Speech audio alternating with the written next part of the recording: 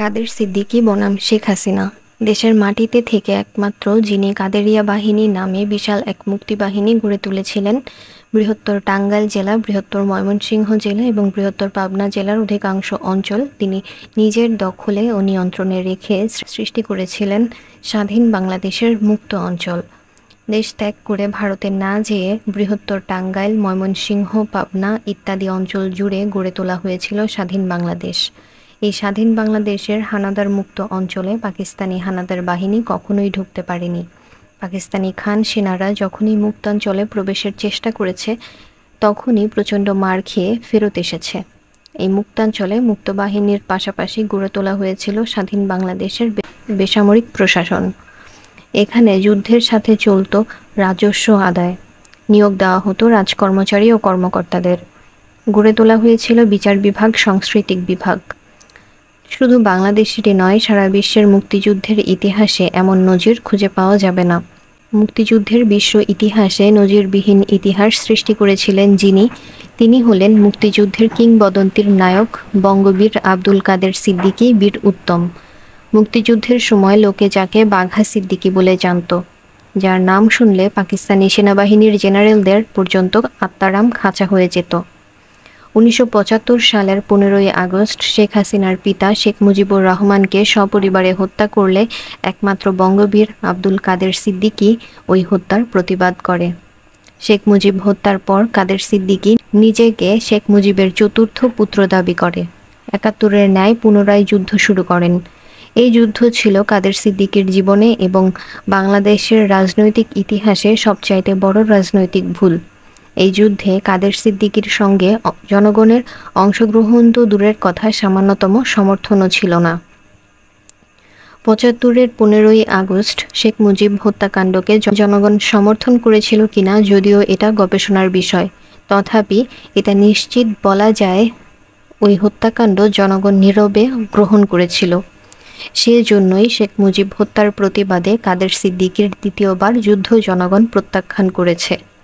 শেখ মুজিব হত্যার প্রতিবাদ যুদ্ধে জনগণ সামিল তো হয়নি, বরং যে 1003 যোদ্ধা কাদের সিদ্দিকীর সাথে যুদ্ধে অংশ নিয়েছিল, জনগণ তাদের বাংলাদেশ সরকার ও সেনাবাহিনীর কাছে ধরিয়ে দিতে চেয়েছিল। ওই যুদ্ধ হয়ে দাঁড়িয়েছিল শেখ মুজিব হত্যা পরবর্তী বাংলাদেশ সরকার এবং বাংলাদেশের আপামর জনগণের বিরুদ্ধে। ফলে 71-এর মহান মুক্তিযুদ্ধে বঙ্গবীর আব্দুল কাদের সিদ্দিকী বিজয়ী হলেও 75-এর শেখ মুজিব হত্যার প্রতিবাদ যুদ্ধে কাদের সিদ্দিকী এবং তার বাহিনী শোচনীয়ভাবে পরাজয় বরণ করে যুদ্ধে পরাজিত হয়ে কাদের সিদ্দিকী নির্বাসনে ভারতে চলে গেলে শেখ মুজিব কন্যা শেখ হাসিনা তাকে ধর্মের ভাই ডাকে।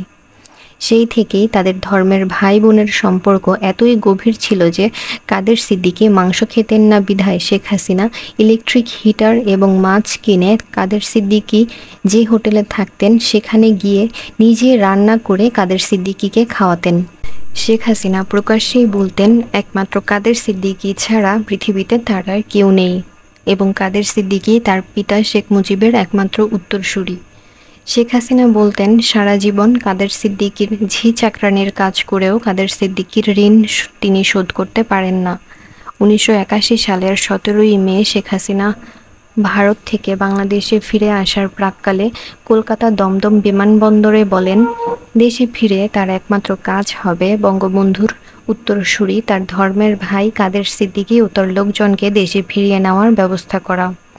কিন্তু দেশে ফিরে এসে শেখ হাসিনা তার ধর্মের ভাই শেখ মুজিবের উত্তরসূরি কাদের সিদ্দিকীকে ফিরিয়ে আনার কার্যকর কোনো ব্যবস্থা না নিলে বঙ্গবীর কাদের সিদ্দিকীর সহধর্মিণী নাসরিন সিদ্দিকী বঙ্গবীর কাদের সিদ্দিকী বীর উত্তম স্বদেশ প্রত্যাবর্তন সংগ্রাম পরিষদ নামে একটি নতুন সংগঠন করে। অত্যন্ত যোগ্যতা ও দক্ষতার সাথে বাংলাদেশের আনাচে কানাচে ঝটিকা সফর করে কাদের সিদ্দিকীকে দেশে ফিরিয়ে আনার পক্ষে ব্যাপক জনমত সৃষ্টি করলেন। শেখ হাসিনা এটাকে ভালো দৃষ্টিতে না দেখে চ্যালেঞ্জ হিসাবে মনে করেন এবং নাসরিন সিদ্দিকী ও ওই সংগঠনকে কুদৃষ্টিতে দেখতে থাকেন। শেখ হাসিনা প্রকাশ্যে কিছু না বললেও ভেতরে ভেতরে তার সংগঠন আওয়ামী লীগকে কাদের সিদ্দিকীর ওই সংগঠনের সাথে সম্পর্ক না রাখার এবং বিরোধিতা করার নির্দেশ দেন। 1990 সালে তীব্র গণ আন্দোলনে সামরিক স্বৈরাচার জেনারেল হোসেন মোহাম্মদ এরশাদ এর পতন হলে 16ই ডিসেম্বর মহান বিজয় দিবসে শেখ মুজিবের চতুর্থ পুত্রের দাবিদার শেখ হাসিনার ধর্মের ভাই বঙ্গবীর কাদের সিদ্দিকী বীর উত্তম বাংলাদেশে ফিরে আসার চূড়ান্ত সিদ্ধান্ত ও প্রস্তুতি নেন এবং যথারীতি শেখ হাসিনার সাথে টেলিফোনে কাদের সিদ্দিকী তার স্বদেশ প্রত্যাবর্তনের বিষয়ে আলোচনা করলে শেখ হাসিনা সরাসরি কাদের সিদ্দিকীর স্বদেশ প্রত্যাবর্তনের বিরোধিতা করেন। এরপরও কাদের সিদ্দিকী স্বদেশ প্রত্যাবর্তনে দৃঢ় থাকলে শেখ হাসিনা তার দল আওয়ামী লীগকে কাদের সিদ্দিকীর স্বদেশ প্রত্যাবর্তন কর্মসূচি ভণ্ডুল করার নির্দেশ দেন। 16ই ডিসেম্বর মহান বিজয় দিবসে বঙ্গবীর কাদের সিদ্দিকী বীর উত্তম স্বদেশ প্রত্যাবর্তন করলে জিয়া আন্তর্জাতিক বিমানবন্দরে লক্ষ লক্ষ মানুষ তাকে সংবর্ধনা দিলেও শেখ হাসিনা সহ আওয়ামী লীগের কোনো নেতা কর্মী ওই সংবর্ধনায় যোগদান করেননি এবং এখান থেকেই শেখ মুজিবের চতুর্থ পুত্রের দাবিদার শেখ হাসিনার ধর্মের ভাই কাদের সিদ্দিকীর সাথে শেখ হাসিনার প্রকাশ্য বিরোধ শুরু হয়। এরপর থেকে শেখ হাসিনা তার ধর্মের ভাই কাদের সিদ্দিকীকে এক মুহূর্তও সহ্য করতে পারতেন না। শেখ হাসিনা প্রকাশ্যেই বলতেন, আমি আছি বলে কাদের সিদ্দিকী আছে, আমি না থাকলে কাদের সিদ্দিকীও থাকবে না। কাদের সিদ্দিকীর অবস্থা হবে ভারতের প্রয়াত প্রধানমন্ত্রী ইন্দিরা গান্ধীর পুত্র সঞ্জয় গান্ধীর স্ত্রী মেনকা গান্ধীর মতো। যতক্ষণ ইন্দিরা গান্ধী ছিল মেনকা গান্ধীও ততক্ষণ ছিল। এখন ইন্দিরা গান্ধীও নাই আর মেনকা গান্ধীও খবর নাই। আমি না থাকলে কাদের সিদ্দিকেরও ওই অবস্থা হবে, কোনো খবর থাকবে না। আর কাদের সিদ্দিকীও মাশাল্লাহ কখনোই শেখ হাসিনাকে নেত্রী বলে মানলেন না, স্বীকার করলেন না। কাদের সিদ্দিকীর ওই একই কথা, শেখ হাসিনা আমার বোন, আমি শেখ হাসিনার ধর্মের ভাই, আমি শেখ মুজিবের রাজনৈতিক উত্তরসূরি। নানাবিধ কারণে, বিশেষত কৌশলগত কারণেই শেখ হাসিনা কাদের সিদ্দিকীকে আওয়ামী লীগে রাখেন, আওয়ামী লীগের এমপি বানান। কাদের সিদ্দিকও একই কারণে আওয়ামী লীগে থাকেন, আওয়ামী লীগের এমপি হন। শেখ হাসিনার ভাবনা হলো কাদের সিদ্দিকীকে আওয়ামী লীগ থেকে বের করে দিলে আওয়ামী লীগের কিছু ক্ষতি হতে পারে। তাছাড়া কাদের সিদ্দিকীও প্রকাশ্যে সরাসরি উঠে পড়ে তার নেতৃত্বের বিরোধিতায় লিপ্ত হয়ে পড়বে। তার চেয়ে নিজের পৈতৃক দল আওয়ামী লীগে রেখেই কাদের সিদ্দিকীকে পচিয়ে দিতে হবে। কাদের সিদ্দিকীকে পচিয়ে দেওয়ার লক্ষ্য নিয়েই শেখ হাসিনা কাদের সিদ্দিকীকে আওয়ামী লীগে রেখেছেন। কাদের সিদ্দিকীও আপাতত নীরবে আওয়ামী লীগে অবস্থান করার কৌশলগত অবস্থান নিয়েছেন। প্রধানমন্ত্রী শেখ হাসিনা হেয় করা ও রাজনৈতিক প্রতিহিংসা চরিতার্থ করার জন্য কাদের সিদ্দিকীর বাড়িতে পুলিশ পাঠানোর পরিকল্পনা করলে মোটরসাইকেল আরোহী এর বিরোধিতা করে বলেন, সামান্যতম কৃতজ্ঞতা বোধ থাকলে আপনি এটা করতে পারেন না। ভুলে যাবেন না, আপনার পিতা মাতা ভাইদের মেরে যখন সিঁড়িতে লাশ ফেলে রেখেছিল তখন সারা পৃথিবীতে একমাত্র কাদের সিদ্দিকী ছাড়া অন্য আর কেউ এর প্রতিবাদ করেনি। আর আজ আপনি প্রধানমন্ত্রী হয়ে তার বাড়িতে পুলিশ পাঠালে তা হবে চরম অকৃতজ্ঞতার কাজ। আপনি এত বড় অকৃতজ্ঞের কাজ করতে পারেন না। প্রধানমন্ত্রী শেখ হাসিনা বললেন, ওর ভাইরা সন্ত্রাসী, ওর ভাইদের ধরার জন্য ওর বাড়িতে পুলিশ যাবে। মোটরসাইকেল আরোহী বলল, কাদের সিদ্দিকীর ভাই মুরাদ সিদ্দিকী ও আজাদ সিদ্দিকী সন্ত্রাসী হোক আর যাই হোক, তারা আপনার আমলে কোনো সন্ত্রাস করেনি, কোনো অপরাধ করেনি। অত্যন্ত দুর্দিনে আপনার পিতা মাতা নিহত হয়েছিলেন। কাদের সিদ্দিকী, লতিফ সিদ্দিকী দেশের বাইরে নির্বাসনে ছিলেন। শেখ মুজিব এবং আওয়ামী লীগের নাম নেওয়ার কোনো লোক ছিল না। তখন নিদারুণ বৈরী পরিবেশে মুরাদ সিদ্দিকী ও আজাদ সিদ্দিকী এই দুই ভাই টাঙ্গাইলের মাটিতে শেখ মুজিব ও আওয়ামী লীগের নাম নেওয়ার জন্য যুবকদের সংগঠিত করতে করতে এবং শেখ মুজিব আওয়ামী লীগ বিরোধী প্রশাসনের সাথে সংঘর্ষে লিপ্ত হতে হতে এক পর্যায়ে সন্ত্রাসীদের খাতায় নাম চলে যায় এবং বহু মামলা তাদের বিরুদ্ধে হয়। যেহেতু প্রশাসন দুর্নীতিপরায়ণ, তাই কঠোর ব্যবস্থা না নিয়ে প্রশাসন এদের সাথে ভাগাভাগিতে চলে যায়। তাছাড়া আজাদ মুরাদ এখন আর কোনো ধরনের অপরাধের সাথে যুক্ত নয়। এসব কোনো কিছুই আপনার অজানা নয়, আপনি সবই ভালোভাবে জানেন। আপনার শাসনামলে ওরা কোনো ধরনের বেআইনি কাজের সাথে জড়িত থাকলে গ্রেপ্তার করে জেলে পাঠিয়ে দেওয়ার কঠোর হুঁশিয়ারি দিয়ে তাদের সতর্ক করে দেন। প্রধানমন্ত্রী বললেন, না, কাদের সিদ্দিকীর বাড়িতেই পুলিশ পাঠিয়ে ওদের ধরতে হবে। মোটরসাইকেল আরোহী বলল, শুধুমাত্র হেয় করার জন্য যদি কাদের সিদ্দিকীর বাড়িতে পুলিশ পাঠান, তাহলে পৃথিবীতে কৃতজ্ঞতা বলে কিছু থাকবে না। রাষ্ট্রীয় কাজে তুমি বাধা দিতে পারো না। ক্রুদ্ধ স্বরে এই কথা বলে প্রধানমন্ত্রী শেখ হাসিনা বেডরুমে চলে গেলেন এবং ঠিকই কাদের সিদ্দিকীর বাড়িতে পুলিশ পাঠালেন। বিচারপতি শাহাবুদ্দিন আহমেদের রাষ্ট্রপতি হওয়া 23 জুন 96। প্রধানমন্ত্রী হিসেবে শপথ নেওয়ার আগে থেকেই বঙ্গবন্ধু কন্যা শেখ হাসিনা তার দলের একজনকে নতুন রাষ্ট্রপতি করা নিয়ে বেশ বিপাকে পড়ে গেলেন। দলের যে নেতাকেই তিনি রাষ্ট্রপতি হওয়ার প্রস্তাব করেন, সেই নেতাই কেঁদে ফেলেন। কোনো নেতা আবার সভানেত্রী শেখ হাসিনার পা জড়িয়ে ধরে দেশের নতুন রাষ্ট্রপতি হওয়ার থেকে মুক্তি চান। এই অবস্থায় মতিউর রহমান রিন্টু ও মিসেস মতিউর রহমান রিন্টু সুপ্রিম কোর্টের সাবেক বিচারপতি 1990 সালের তত্ত্বাবধায়ক সরকারের রাষ্ট্রপতি শাহাবুদ্দিন আহমদকে নতুন রাষ্ট্রপতি করার জন্য বঙ্গবন্ধু কন্যা শেখ হাসিনাকে এই বলে পরামর্শ দেয় যে কেউই যখন রাষ্ট্রপতি হতে ইচ্ছুক নন, তখন বিচারপতি শাহাবুদ্দিন আহমেদকেই নতুন রাষ্ট্রপতি করেন। সাধারণ মানুষের কাছে শাহাবুদ্দিন আহমদ এর একটা জনপ্রিয়তা ও গ্রহণযোগ্যতা আছে। তাকে রাষ্ট্রপতি করলে আপনার জনপ্রিয়তা আরও বৃদ্ধি পাবে। বঙ্গবন্ধু কন্যা শেখ হাসিনা বললেন, না, শাহাবুদ্দিনকে রাষ্ট্রপতি করা যাবে না। কারণ আমি যখন 91 সালে নির্বাচনের পর বলেছিলাম নির্বাচনে সূক্ষ্ম কারচুপি হয়েছে, তখন শাহাবুদ্দিন তত্ত্বাবধায়ক সরকারের রাষ্ট্রপতি হিসেবে খালেদা জিয়ার সাথে সুর মিলিয়ে বলেছিল নির্বাচন সম্পূর্ণ সুষ্ঠু ও নিরপেক্ষ হয়েছে। এটা কোনো বিচারপতি হলো? এটাকে রাষ্ট্রপতি করব না। বঙ্গবন্ধু কন্যা শেখ হাসিনা প্রথমে জিল্লুর রহমানকে রাষ্ট্রপতি হওয়ার প্রস্তাব করলেন। জিল্লুর রহমান বললেন, নেত্রী, আপনি আমাকে দয়া করে আওয়ামী লীগের জেনারেল সেক্রেটারি বানিয়েছেন। এখন যদি দয়া করে আমাকে রাষ্ট্রীয় কোনো এক্সিকিউটিভ পদে না দেন, তাহলে দলের সেক্রেটারি হিসেবে আমার কোনো গুরুত্বই থাকে না, কোনো মূল্যই থাকে না। আমাকে দয়া করে রাষ্ট্রপতি না বানিয়ে আপনার কাছাকাছি একটা মন্ত্রণালয় দেন, যাতে আমি সবসময় আপনার কাছে থাকতে পারি।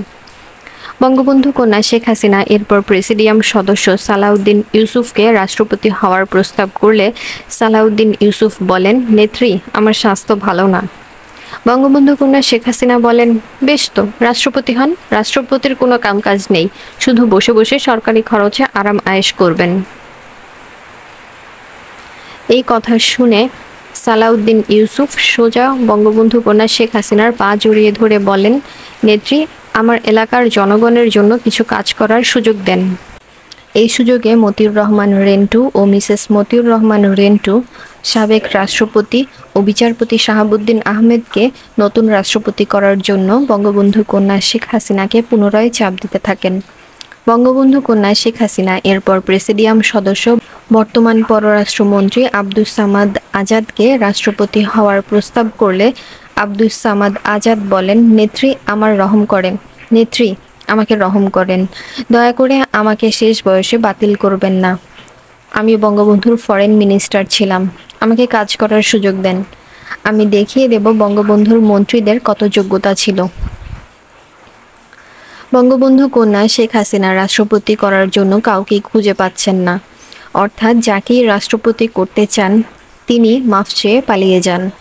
এমনই সময়ে এসে উপস্থিত হলেন 91 সালের আওয়ামী লীগের রাষ্ট্রপতি প্রার্থী, বর্তমান ধানমন্ডি মোহাম্মদপুরের আওয়ামী লীগ এমপি হাজী মকবুল হোসেন। হাজী মকবুল হোসেন এমপির বক্তব্য হলো, আমি 91 সালে আওয়ামী লীগের রাষ্ট্রপতি প্রার্থী ছিলাম। আপনি আমাকে রাষ্ট্রপতি প্রার্থী করেছিলেন। এখন কেউ রাষ্ট্রপতি হতে চাচ্ছেন না, তখন আমাকেই রাষ্ট্রপতি করেন, নইলে মন্ত্রী করেন, কিছু একটা করেন। বঙ্গবন্ধু কন্যা শেখ হাসিনা বললেন, না, আপনাকে কিছুই করা হবে না। মনে নেই 91-এ আমার বিরুদ্ধাচরণ করেছিলেন, আমার সম্পর্কে নানা কথা প্রকাশ করেছিলেন। আপনাকে কিছুই করা হবে না, এমপি করেছি, এটাই যথেষ্ট।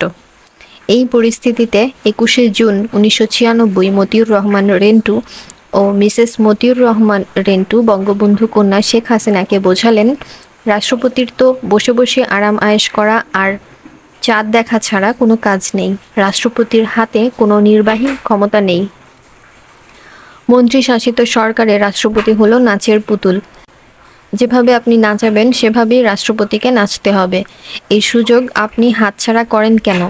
সাবেক রাষ্ট্রপতি বিচারপতি শাহাবুদ্দিন আহমেদকে নতুন রাষ্ট্রপতি বানিয়ে আরেকটা বাহবা কেন নেবেন না? বাহবা নেওয়ার সুযোগ চলে গেলে কিন্তু আর বাহবা নিতে পারবেন না। বঙ্গবন্ধু কন্যা শেখ হাসিনা তখন বলেন, ঠিক আছে, তাহলে শাহাবুদ্দিনকেই রাষ্ট্রপতি করি। বঙ্গবন্ধু কন্যা শেখ হাসিনা 23শে জুন প্রধানমন্ত্রী হিসেবে শপথ নিয়ে বঙ্গভবন থেকে প্রধানমন্ত্রী হিসেবে সাবেক রাষ্ট্রপতি বিচারপতি শাহাবুদ্দিন আহমদ এর বাসায় গিয়ে তাকে নতুন রাষ্ট্রপতি হওয়ার প্রস্তাব করেন এবং রাষ্ট্রপতি আব্দুর রহমান বিশ্বাসের মেয়াদ শেষ হওয়ার পর সাবেক রাষ্ট্রপতি ও বিচারপতি শাহাবুদ্দিন আহমেদকে নতুন রাষ্ট্রপতি নির্বাচিত করেন। বেগম খালেদা জিয়ার বিরুদ্ধে মামলা। 96 সালের নভেম্বর মাসের প্রথম সপ্তাহের এক বিকেলে প্রধানমন্ত্রী শেখ হাসিনার সরকারি বাসভবন গণভবনের নিচতলার পূর্ব দিকের 2 নং ড্রয়িং রুমে প্রধানমন্ত্রী এবং তার আত্মীয় স্বজন মিলে গল্পগুজব করছেন। শেখ রেহানা এবং তার স্বামী শফিক সিদ্দিকী, চাচাতো বোন লুনা, মিনা এরা সবাই পুলিশের সাব ইন্সপেক্টর পদে চাকরি দেওয়ার অভিযোগে সাবেক প্রধানমন্ত্রী বেগম খালেদা জিয়ার বিরুদ্ধে মামলা দেওয়ার জন্য প্রধানমন্ত্রী শেখ হাসিনাকে শলা-পরামর্শ দেয়। অর্থাৎ 1991 সালে ক্ষমতায় এসে বেগম খালেদা জিয়া এবং তার স্বরাষ্ট্রমন্ত্রী আব্দুল মতিন চৌধুরী নাকি তাদের পছন্দ মতো 45 জনকে বাংলাদেশ পুলিশ বাহিনীতে সাব ইন্সপেক্টর পদে চাকরি দিয়েছে। আর এই অভিযোগে বেগম জিয়া ও মতিন চৌধুরীর বিরুদ্ধে স্বজনপ্রীতি ও দুর্নীতির মামলা দায়ের করতে দুর্নীতি দমন ব্যুরোকে নির্দেশ দেওয়ার জন্য প্রধানমন্ত্রী শেখ হাসিনাকে উল্লেখিত আত্মীয় স্বজনেরা পীড়াপিড়ি করতে থাকলে মতিউর রহমান রেন্টু ও মিসেস মতিউর রহমান রেন্টু প্রধানমন্ত্রী শেখ হাসিনা সহ তার আত্মীয়দের বুঝিয়ে বলেন যে সাবেক প্রধানমন্ত্রী বেগম খালেদা জিয়াদের না খুঁচিয়ে বরং তাদের মাথায় হাত বুলিয়ে চেষ্টা করে দেখেন দেশের উন্নতি করতে পারেন কিনা। যদি একবার কোনো মতে দেশ গঠন করতে পারেন তাহলে দেখবেন শুধু আপনাকেই না, আপনার নাতিপুতিকেই এদেশের মানুষ মাথায় করে রাখবে।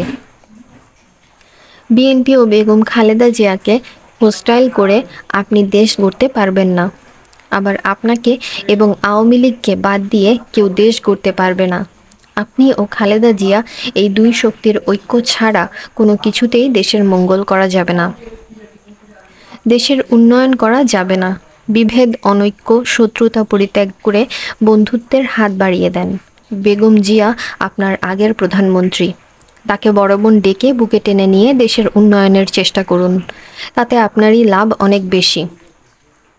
মামলা করলে আপনার ক্ষতি হবে, দেশের ক্ষতি হবে। প্রধানমন্ত্রী শেখ হাসিনা বললেন, তুমি জানো না, খালেদা জিয়া ছাত্রদল আর যুবদলের লোকদের পুলিশে চাকরি দিয়েছে।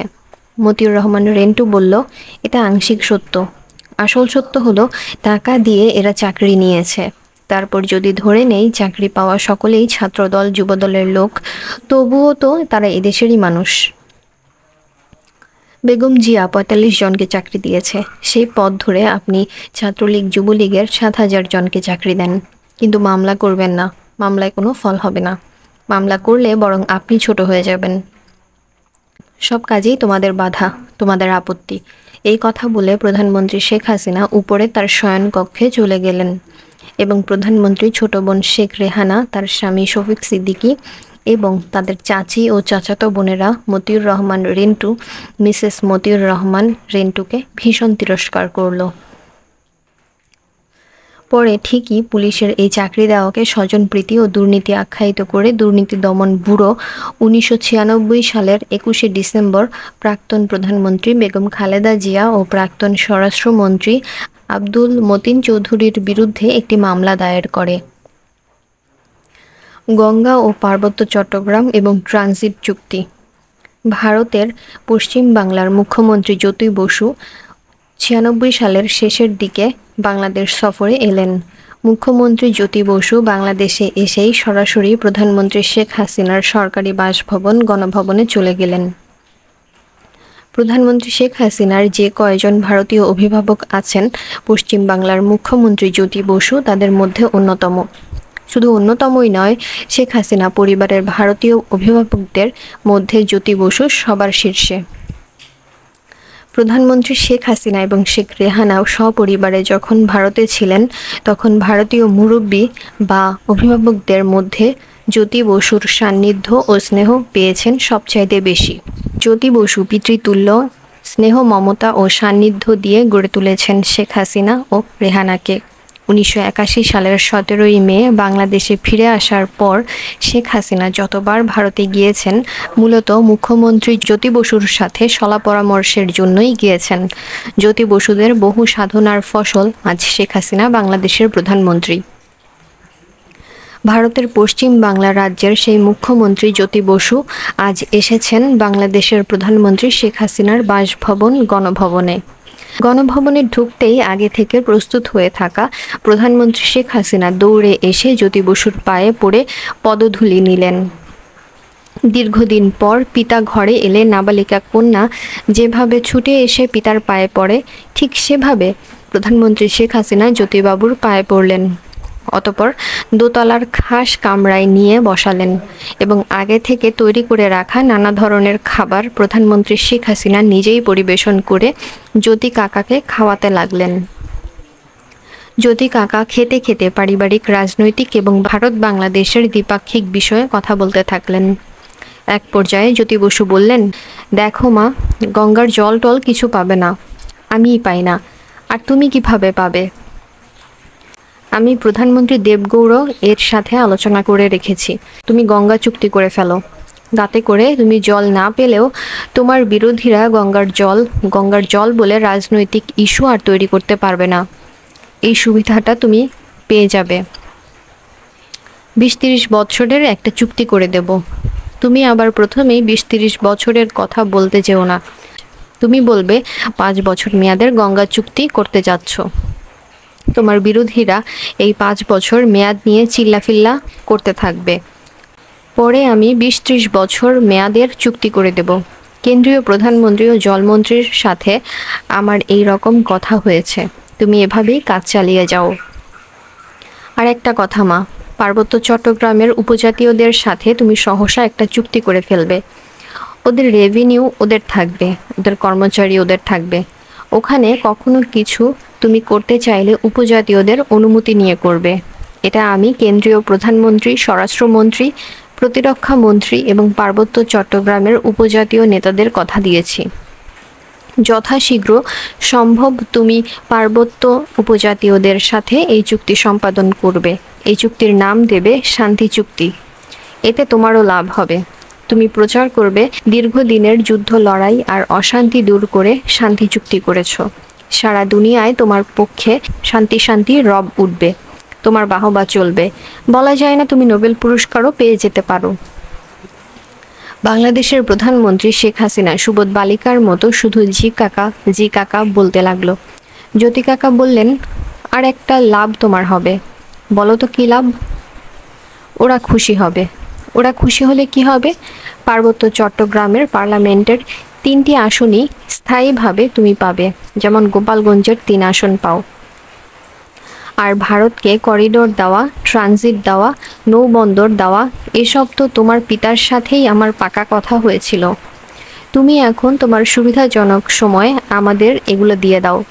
বেশি দেরি করো না কিন্তু, বেশি দেরি করলে আবার দিল্লির দিকে ভুল বোঝাবুঝি হতে পারে, বুঝলে? পশ্চিম বাংলা রাজ্যের মুখ্যমন্ত্রী জ্যোতিবাবু কাজ শেষে চলে গেলেন। তারপর ভারতের প্রধানমন্ত্রী দেবগৌড় বাংলাদেশ সফর করে গেলেন। বাংলাদেশের প্রধানমন্ত্রী শেখ হাসিনা দিল্লি সফরে গেলেন এবং পশ্চিম বাংলার মুখ্যমন্ত্রী জ্যোতি কাকার সাজানো 30 বছর মেয়াদের পানিবিহীন গঙ্গা চুক্তি করে এলেন।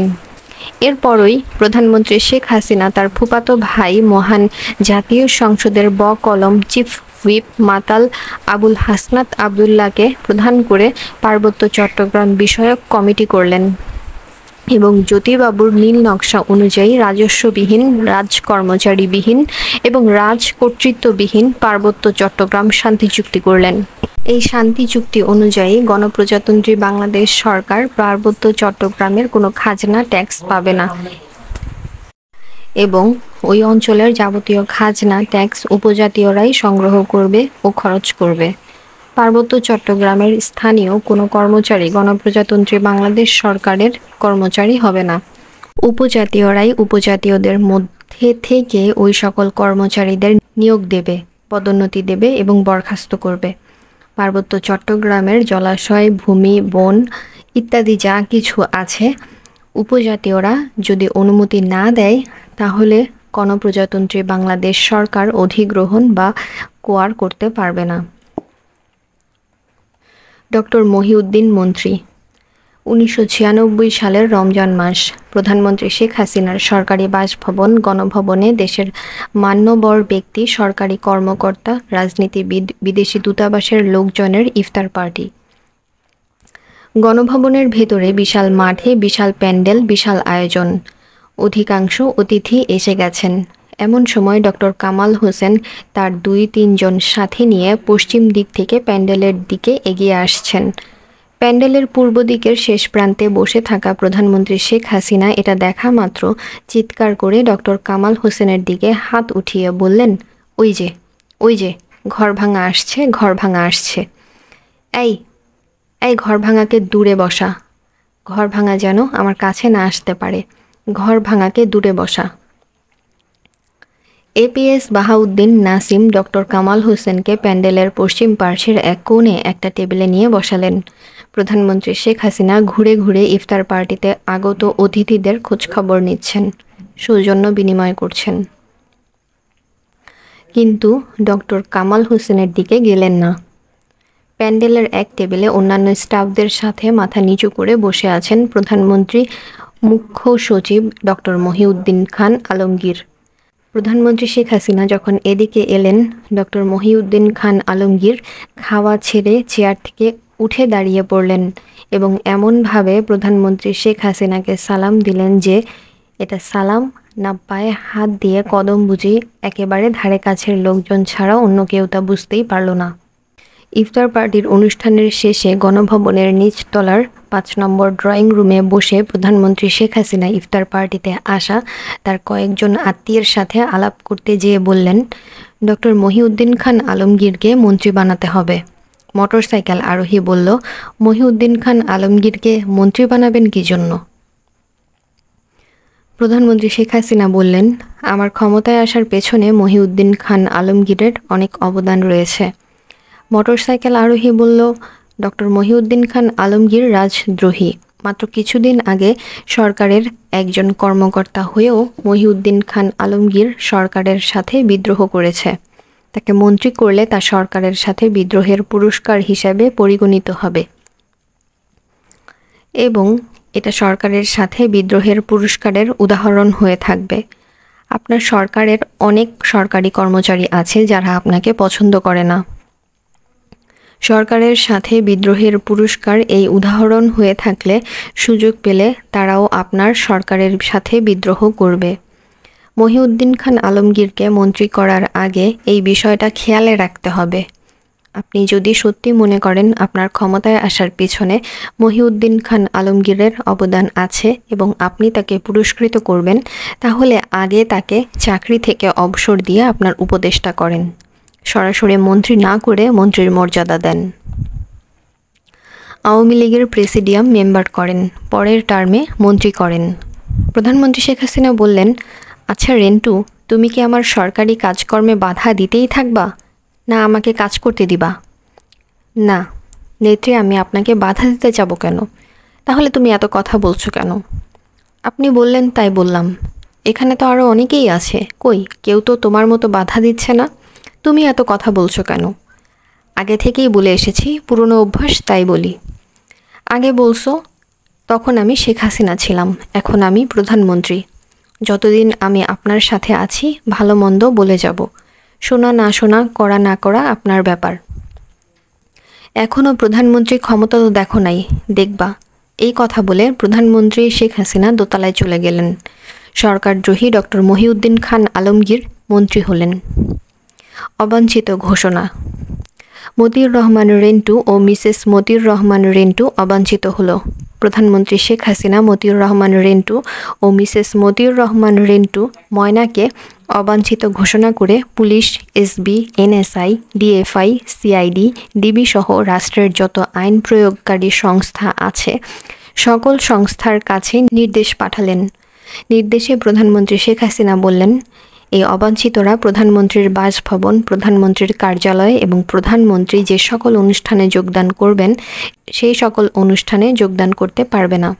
এরা যাতে প্রধানমন্ত্রীর বাসভবন, কার্যালয় এবং অনুষ্ঠানে যোগদান করতে না পারে সেদিকে সতর্ক দৃষ্টি রাখার নির্দেশ দেওয়া হলো এবং এই অবাঞ্ছিত ঘোষণাপত্র পত্রিকায়ও প্রকাশ করা হলো। 10 টাকায় শেখ মুজিবের ছবি।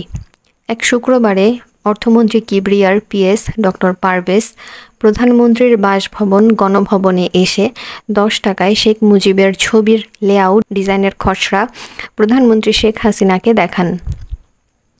নতুন এই 10 টাকার লেআউট ডিজাইনের খসড়া প্রধানমন্ত্রী শেখ হাসিনা মৌখিকভাবে অনুমোদন করে দিলে তবেই তা ছেপে নতুন 10 টাকার নোট হিসেবে বাজারে ছাড়া হবে। এই 10 টাকার খসড়া লেআউট ডিজাইনের উপরে ছিল আল্লাহর ঘর মসজিদের ছবি এবং পিছনে ছিল শেখ হাসিনার পিতা শেখ মুজিবের ছবি। প্রধানমন্ত্রী শেখ হাসিনা লেআউট ডিজাইনে খসড়াটি দেখে অর্থমন্ত্রীর পিএস ডক্টর পারভেজকে ক্ষিপ্ত হয়ে বলে উঠলেন, এ কি, জাতির পিতার ছবি পিছনে কেন? অর্থমন্ত্রীর পিএস ডক্টর পারভেজ কিছুটা অপ্রস্তুত হয়ে বললেন, বাজারে চালু বর্তমান 10 টাকার নোটের উপরে মসজিদের ছবি আছে। ধর্মীয় অনুভূতির কথা বিবেচনা করে উপরের মসজিদ এর ছবিটা ঠিক রেখে পিছনে জাতির পিতার ছবি দেওয়া হয়েছে। প্রধানমন্ত্রী শেখ হাসিনা রাগান্বিত কণ্ঠে বললেন, ওসব মসজিদ টসজিদ বুঝি না। জাতির পিতার ছবি উপরে দিয়ে নতুন 10 টাকার নোট ছেপে বাজারে ছাড়বেন। আমার বাবা যে জাতির পিতা, এটা শয়তানের জাতকে গিলাতে হবে। এরপর অন্য আরেক দিন ডক্টর পারভেজ শেখ মুজিবের ছবি উপরে এবং মসজিদের ছবি পিছনে দিয়ে করা লেআউট ডিজাইন নিয়ে এলে প্রধানমন্ত্রী শেখ হাসিনা তা দেখেন ও খুশি হন এবং মৌখিক অনুমোদন করে দেন। বর্তমানে বাজারে শেখ মুজিবের ছবি সম্বলিত যে নতুন 10 টাকার নোট রয়েছে এটা সেটা। 92-96 পুলিশের গুলিতে কেউ মারা যায়নি, শুধু লাশ চাই, মানুষের লাশ। 1990 সামরিক স্বৈরাচার নিপাত করে গণতন্ত্র মুক্ত করতে দেশের বহু লোককে জীবন দিতে হয়েছে। শহীদ নূর হোসেনের রক্তে ভেজা স্বৈরাচার নিপাত যাক, গণতন্ত্র মুক্তি পাক আন্দোলনে সামরিক স্বৈরাচার জেনারেল হোসেন মোহাম্মদ এরশাদের পুলিশ, বিডিআর ও সেনাবাহিনীর গুলিতে রাজধানী ঢাকাসহ এদেশের অনেক তাজা প্রাণ নিহত হয়েছে। কিন্তু 1990 সালে এরশাদ পতনের পর বিচারপতি শাহাবুদ্দিন আহমেদের নির্দলীয় নিরপেক্ষ সরকারের অধীনে পরিচালিত 1991 সালের নির্বাচনে গণতান্ত্রিকভাবে নির্বাচিত বেগম খালেদা জিয়া সরকারের পতন আন্দোলনে রাজধানী ঢাকা শহরে পুলিশ, বিডিআর আর সেনাবাহিনীর গুলিতে একজন লোকও নিহত হয়নি। যদিও 1991 সালের পর থেকেই খালেদা জিয়া সরকারের পতনের লক্ষ্যে নানান ইস্যুতে শুরু হওয়া শেখ হাসিনার আন্দোলনে ঢাকা শহরে মোট 103 জন লোক নিহত হয়েছে।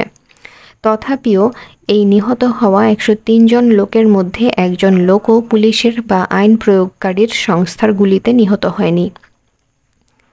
1991 সালের নির্বাচনে জনগণের ভোটে বিজয়ী হয়ে বেগম খালেদা জিয়া ক্ষমতায় আসার পর থেকে বঙ্গবন্ধু কন্যা শেখ হাসিনা খালেদা জিয়াকে ক্ষমতাচ্যুত করার জন্য মরিয়া হয়ে ওঠেন।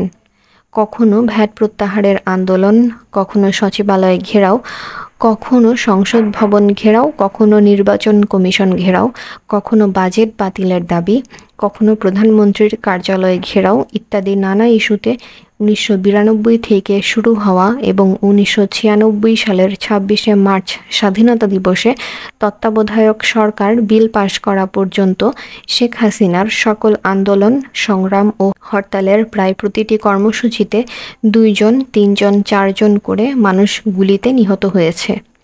এই নিহত হওয়া মানুষেরা কেউই পুলিশ, বিডিআর বা সেনাবাহিনীর গুলিতে নিহত হয়নি। আবার এই নিহত হওয়া 103 জনের সকলেই নামগোত্রহীন, পরিচয়হীন, অজ্ঞাতনামা ব্যক্তি। বঙ্গবন্ধু কন্যা শেখ হাসিনা পরিচালিত খালেদা জিয়া সরকার পতন আন্দোলনে আওয়ামী লীগের পরিচয় বহনকারী একজন কর্মীও নিহত হয়নি। বঙ্গবন্ধু কন্যা শেখ হাসিনা নিহত হওয়া ব্যক্তিদের তার দল আওয়ামী লীগের কর্মী বলে দাবি করলেও নিহতদের নাম পরিচয় খুঁজে পাননি এবং বেগম খালেদা জিয়া সরকার বলেছেন নিহতরা নিরীহ পথচারী। আন্দোলনের সময় গুলিতে নিহত হতভাগা ব্যক্তিরা নিরীহ পথচারী না রাজনৈতিক কর্মী সেটা মুখ্য বিষয় না। মুখ্য বিষয় হলো গুলিতে নিহত ব্যক্তিরা পুলিশের গুলিতে নিহত হলো না, বিডিআর এর গুলিতে নিহত হলো না সেনাবাহিনীর গুলিতে। তবে কাদের গুলিতে? 1992 সাল থেকে 1996 সাল পর্যন্ত কেবল ঢাকা শহরেই 103 জন মানুষ নিহত হলো। হোক না নিহতরা অজ্ঞাত পরিচয়, তবু নিহত হতভাগাটা তো এদেশের মানুষ ছিল। কারা তাদের নির্বিচারে গুলি করে হত্যা করলো? হত্যাকারীরা কারা? কি তাদের পরিচয়? কারা হত্যাকারীদের মানুষ খুন করার জন্য মদদ দিল? কারা হত্যার আয়োজন করলো? কার স্বার্থে এতগুলো মানুষ খুন করা হলো? বঙ্গবন্ধু কন্যা শেখ হাসিনার ভাষায় নিহতরা পুলিশের গুলিতে নিহত না হলেও খালেদা জিয়ার বিএনপির সন্ত্রাসীরা নিহতদের গুলি করে খুন করেছে। প্রতিটি আন্দোলন, হরতাল, ঘেরাও কর্মসূচিতে এভাবে নিহত পথচারী মানুষ শেখ হাসিনার ভাষায় বিএনপির সন্ত্রাসীদের গুলিতে নিহত হতে লাগলো। যে কোনো ধরনের কর্মসূচির নির্দিষ্ট দিনের 2-3 দিন আগে ঢাকা শহরের সকল পেশাদারি খুনিদের কাছে মানুষ খুন করার জন্য অগ্রিম টাকা পৌঁছে দেওয়া হতো। পেশাদার খুনিদের বলা হতো, আমাদের আগামী কর্মসূচির নির্দিষ্ট দিনে লাশ চাই, মানুষের লাশ, হোক সে যে কোনো মানুষের লাশ। এই দেওয়া হলো অগ্রিম টাকা। বাকি টাকা লাশ দেওয়ার পর। কর্মসূচির নির্দিষ্ট দিনে কর্মসূচির সফলতার দিকে নজর দেওয়া হতো না। গভীর উত্তেজনার সাথে তাকিয়ে থাকা হতো মানুষের লাশ পড়ার সংবাদের দিকে। মানুষের লাশ পড়ার নিশ্চিত সংবাদ না আসা পর্যন্ত বঙ্গবন্ধু কন্যা জননেত্রী শেখ হাসিনার পানাহার সম্পূর্ণ বন্ধ থাকত। যতক্ষণ পর্যন্ত মানুষ খুন হওয়া চূড়ান্ত খবর না আসতো, জননেত্রী শেখ হাসিনা শুধুমাত্র চা আর সেই সাথে ফেন্সিডিল ছাড়া অন্য কিছু খেতেন তো নাই, শুধু ছটফট করতেন। আর এখনো লাশ পড়লো না, এরপর আমি কি করব, কি কর্মসূচি দেব? এখনো লাশ পড়লো না বলে উন্মাদিনী পাগলের ন্যায় প্রলাপ বকতে থাকতেন এবং 29 নম্বর রোডের দোতলা নিচতলা পায়চারি করতে থাকতেন। যেই মুহূর্তে মানুষ খুন হওয়া বা লাশের সংবাদ নিয়ে আসা হতো, বঙ্গবন্ধু কন্যা স্বস্তিতে বিছানায় গা এলিয়ে দিয়ে বলতেন, আমার ক্ষুধা লেগেছে, খাবার লাগাও। 1-1.5 ঘন্টা স্বস্তি ও সুখের নিদ্রা শেষে বঙ্গবন্ধু কন্যা শেখ হাসিনা ঘুম থেকে উঠে খাওয়া দাওয়া করে তৈরি হয়ে হাতে রুমাল নিয়ে ঢাকা মেডিকেল হাসপাতালের মর্গে লাশ দেখতে চলে যেতেন। হাসপাতালের মর্গে লাশ দেখে রুমাল চেপে ধরতেন। ফটো সাংবাদিকরা ছবি তুলত। লাশ দেখে বঙ্গবন্ধু কন্যা জননেত্রী শেখ হাসিনা অশ্রু সংবরণ করতে পারলেন না। এই ক্যাপশন দিয়ে সে ছবি পত্রিকায় ছাপা হতো। সচিবালয় ঘেরাওয়ের এক কর্মসূচির দিনে দুপুর গড়িয়ে 2টা বেজে গেল, কিন্তু লাশ পড়ার কোনো সংবাদ এলো না। এদিক সেদিক কত লোক পাঠালেন, কিন্তু লাশের কোনো সংবাদ নেই। বঙ্গবন্ধু কন্যা তীব্র উত্তেজনায় প্রায় উন্মাদ হয়ে প্রলাপ বকতে লাগলেন। সকাল 10টায় সচিবালয় ঘেরাও করার কথা, এখন পর্যন্ত একটি লাশও পড়েনি। পুলিশ একটি টিয়ার গ্যাসও ছোড়েনি। আওয়ামী লীগের কেন্দ্রীয় নেতা, বর্তমানে বাণিজ্যমন্ত্রী তোফায়েল আহমেদ শুধু জাতীয় প্রেস ক্লাবের উল্টো দিকে এনএসআই বিল্ডিংয়ের সামনে বিশাল কড়ই গাছের নিচে দাঁড়িয়ে বাদাম খাচ্ছেন ও পুলিশ অফিসারদের সাথে গল্প করছেন। এদিকে বিজয়নগরে শেখ হাসিনা ও শেখ রেহানার চাইনিজ রেস্টুরেন্ট সুং গার্ডেন এর সামনে বসে কর্ন স্যুপ খাচ্ছেন কেন্দ্রীয় নেত্রী, বর্তমান খাদ্যমন্ত্রী মতিয়া চৌধুরী। 29 নম্বর রোডের সরকারি বাসভবনে বিরোধী দলীয় নেত্রী শেখ হাসিনার কাছে সংবাদ এলো, লাশ ফেলার মতো ন্যূনতম কোনো ক্ষেত্র তৈরি হচ্ছে না, আর তাই লাশ ফেলা যাচ্ছে না। অর্থাৎ খুনিদের মানুষ খুন করতে যে গোলযোগপূর্ণ পরিবেশ সৃষ্টি করতে হয়, তার নিম্নতম পরিবেশও সৃষ্টি হচ্ছে না। শেখ হাসিনা ও তার দল আওয়ামী লীগের আজকের সচিবালয় ঘেরাও কর্মসূচি ব্যর্থ হয়েছে। কোনো রকম গোলযোগ হচ্ছে না, সব কিছু শান্ত ও স্বাভাবিক রয়েছে, ফলে খুনিরা মানুষ খুন করার সুযোগ পাচ্ছে না। এই কথা শুনে বঙ্গবন্ধু কন্যা শেখ হাসিনা বললেন, যাও, দ্রুত যাও, তোফায়েল ভাইয়ের কাছে যাও, মতিয়া চৌধুরীর কাছে যাও, যে আমার কথা বলো, সামান্য একটা কিছু করতে বলো। আজ যদি কিছু না হয় তাহলে আগামী দিনে কর্মসূচি দেওয়ার কোনো পুঁজি থাকবে না। যাও, তাড়াতাড়ি যেয়ে বলো সামান্য গোলযোগ সৃষ্টি করতে। ছুটে যাওয়া হলো। যেয়ে তোফায়েল আহমেদকে বলা হলো, তোফায়েল ভাই, নেত্রী সামান্য গোলযোগ সৃষ্টি করতে বলেছেন। শুনেই ভয়ানক রেগে গিয়ে তোফায়েল আহমেদ বললেন, যাও এখান থেকে, আমি ওইসবে বিশ্বাস করি না। আমি নিয়মতান্ত্রিক রাজনীতিতে বিশ্বাস করি। আমি ওইসবে বিশ্বাস করি না, আর একবারও তুমি আমাকে ওইসব বলবে না। তুমি যাও এখান থেকে। এই কথা বলে তোফায়েল আহমেদ তাকে তাড়িয়ে দিল। এরপর আসা হলো মতিয়া চৌধুরীর কাছে। মতিয়া চৌধুরী সব শুনে প্রথমে চড়া গলায় বলল, আমি এগুলো পারবো না। সঙ্গে সঙ্গে চুপ করেন বলে মতিয়া চৌধুরীকে একটা ধমক দিতেই মতিয়া চৌধুরী ভেজা বিড়ালের মতো চুপ মেরে যেয়ে বলল, দেখো, আমি মহিলা মানুষ, আমি কি করতে পারি? তুমি বসো, তুমি বসো বলে চেয়ার থেকে উঠে দাঁড়িয়ে বললেন, স্যুপ খাও, স্যুপ খাও। এদিকে স্যুপ দেন বলে সুম গার্ডেন এর বয়কে ইশারা করলেন। 29 নং মিন্টু রোডে যেয়ে পরিস্থিতি বলা হলো। বঙ্গবন্ধু কন্যা জননেত্রী শেখ হাসিনা নগদ 1 লক্ষ টাকা দিয়ে, আমি লাশ চাই, যে করেই হোক লাশ চাই। বেলা তখন 3টা। কাপ্তান বাজারের উত্তর পাশে গুলিস্তান বাস স্ট্যান্ডের কাছে মানুষ খুনের জন্য খুনিরা অপেক্ষা করতে লাগলো। ঢাকার বাইরে থেকে একটা বাস এসে ভিড়ল। কত মায়ের সন্তান, কত বোনের স্বামী, কত সন্তানের পিতা বাস থেকে নামতে শুরু করলো। বাস থেকে নামা নাম না জানা নিরীহ 20-30 জন যাত্রীর সামান্য ভিড়। খুনিদের দেশে তৈরি পাইপগান গর্জে উঠল। পাইপগানের এক ঝাঁক গুলি নাম না জানা নিরীহ যাত্রীদের বিদ্ধ করল। 14-15 জন যাত্রী পিচ ঢালা রাজপথে লুটিয়ে পড়ল। 29 মিন্টু রোডে শকুনের মতো অপেক্ষায় থাকা বঙ্গবন্ধু কন্যা জননেত্রী শেখ হাসিনাকে এই সংবাদ দেওয়ার সাথে সাথে তিনি পুলকিত হয়ে বললেন, মরছে তো, মরছে তো। যেভাবে গুলি করা হয়েছে তাতে না মরে বাঁচার কথা না। যাও যাও, মেডিকেল হাসপাতালে যাও, দেখো কয়টা লাশ পড়েছে, দেখে আমাকে খবর দাও। এই ক্ষুধা লেগেছে, খাবার দাও।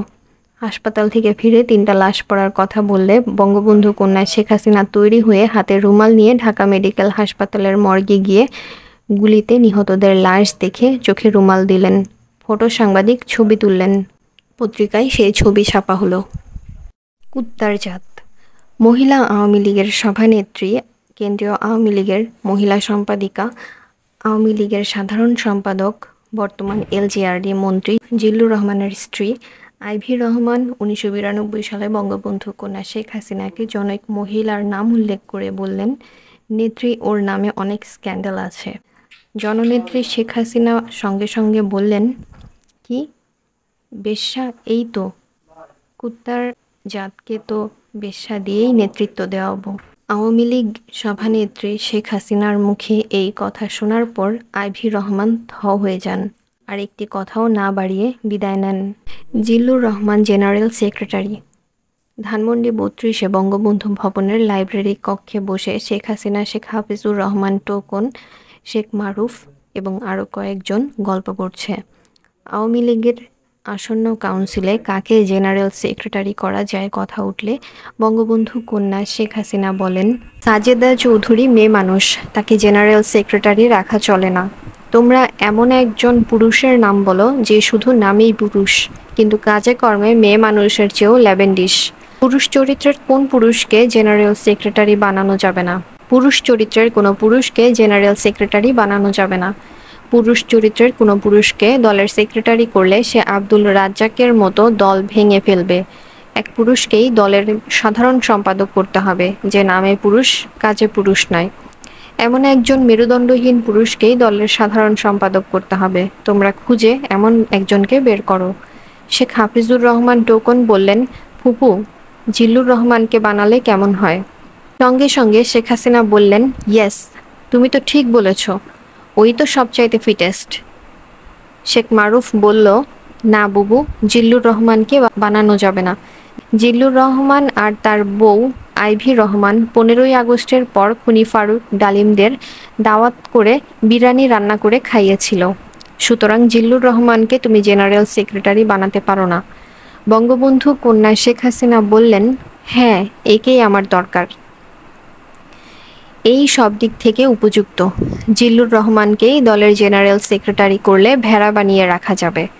এই ভেড়া গলায় রশি না থাকলেও উঠানের বাইরে যাবে না। বঙ্গবন্ধু কন্যা শেখ হাসিনা ঠিকই কাউন্সিল করে জিল্লুর রহমানকে আওয়ামী লীগের সাধারণ সম্পাদক করলেন। টাকা আর লাশ।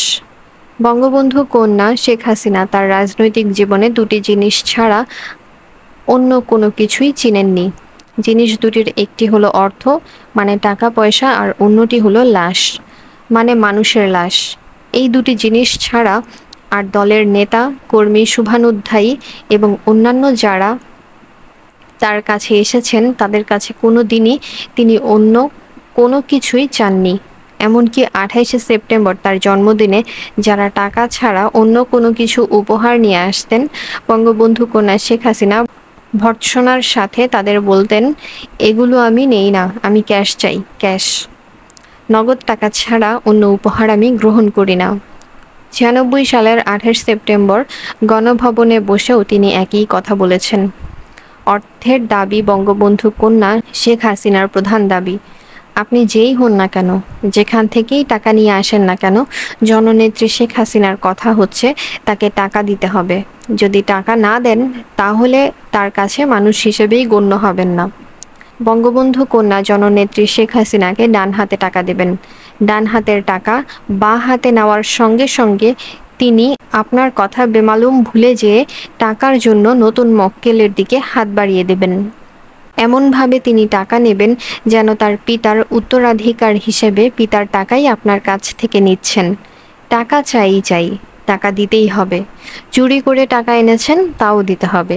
কালোবাজারি বা পাচার করে টাকা এনেছেন, তাও দিতে হবে। মানুষ খুন করে টাকা এনেছেন, তাও দিতে হবে।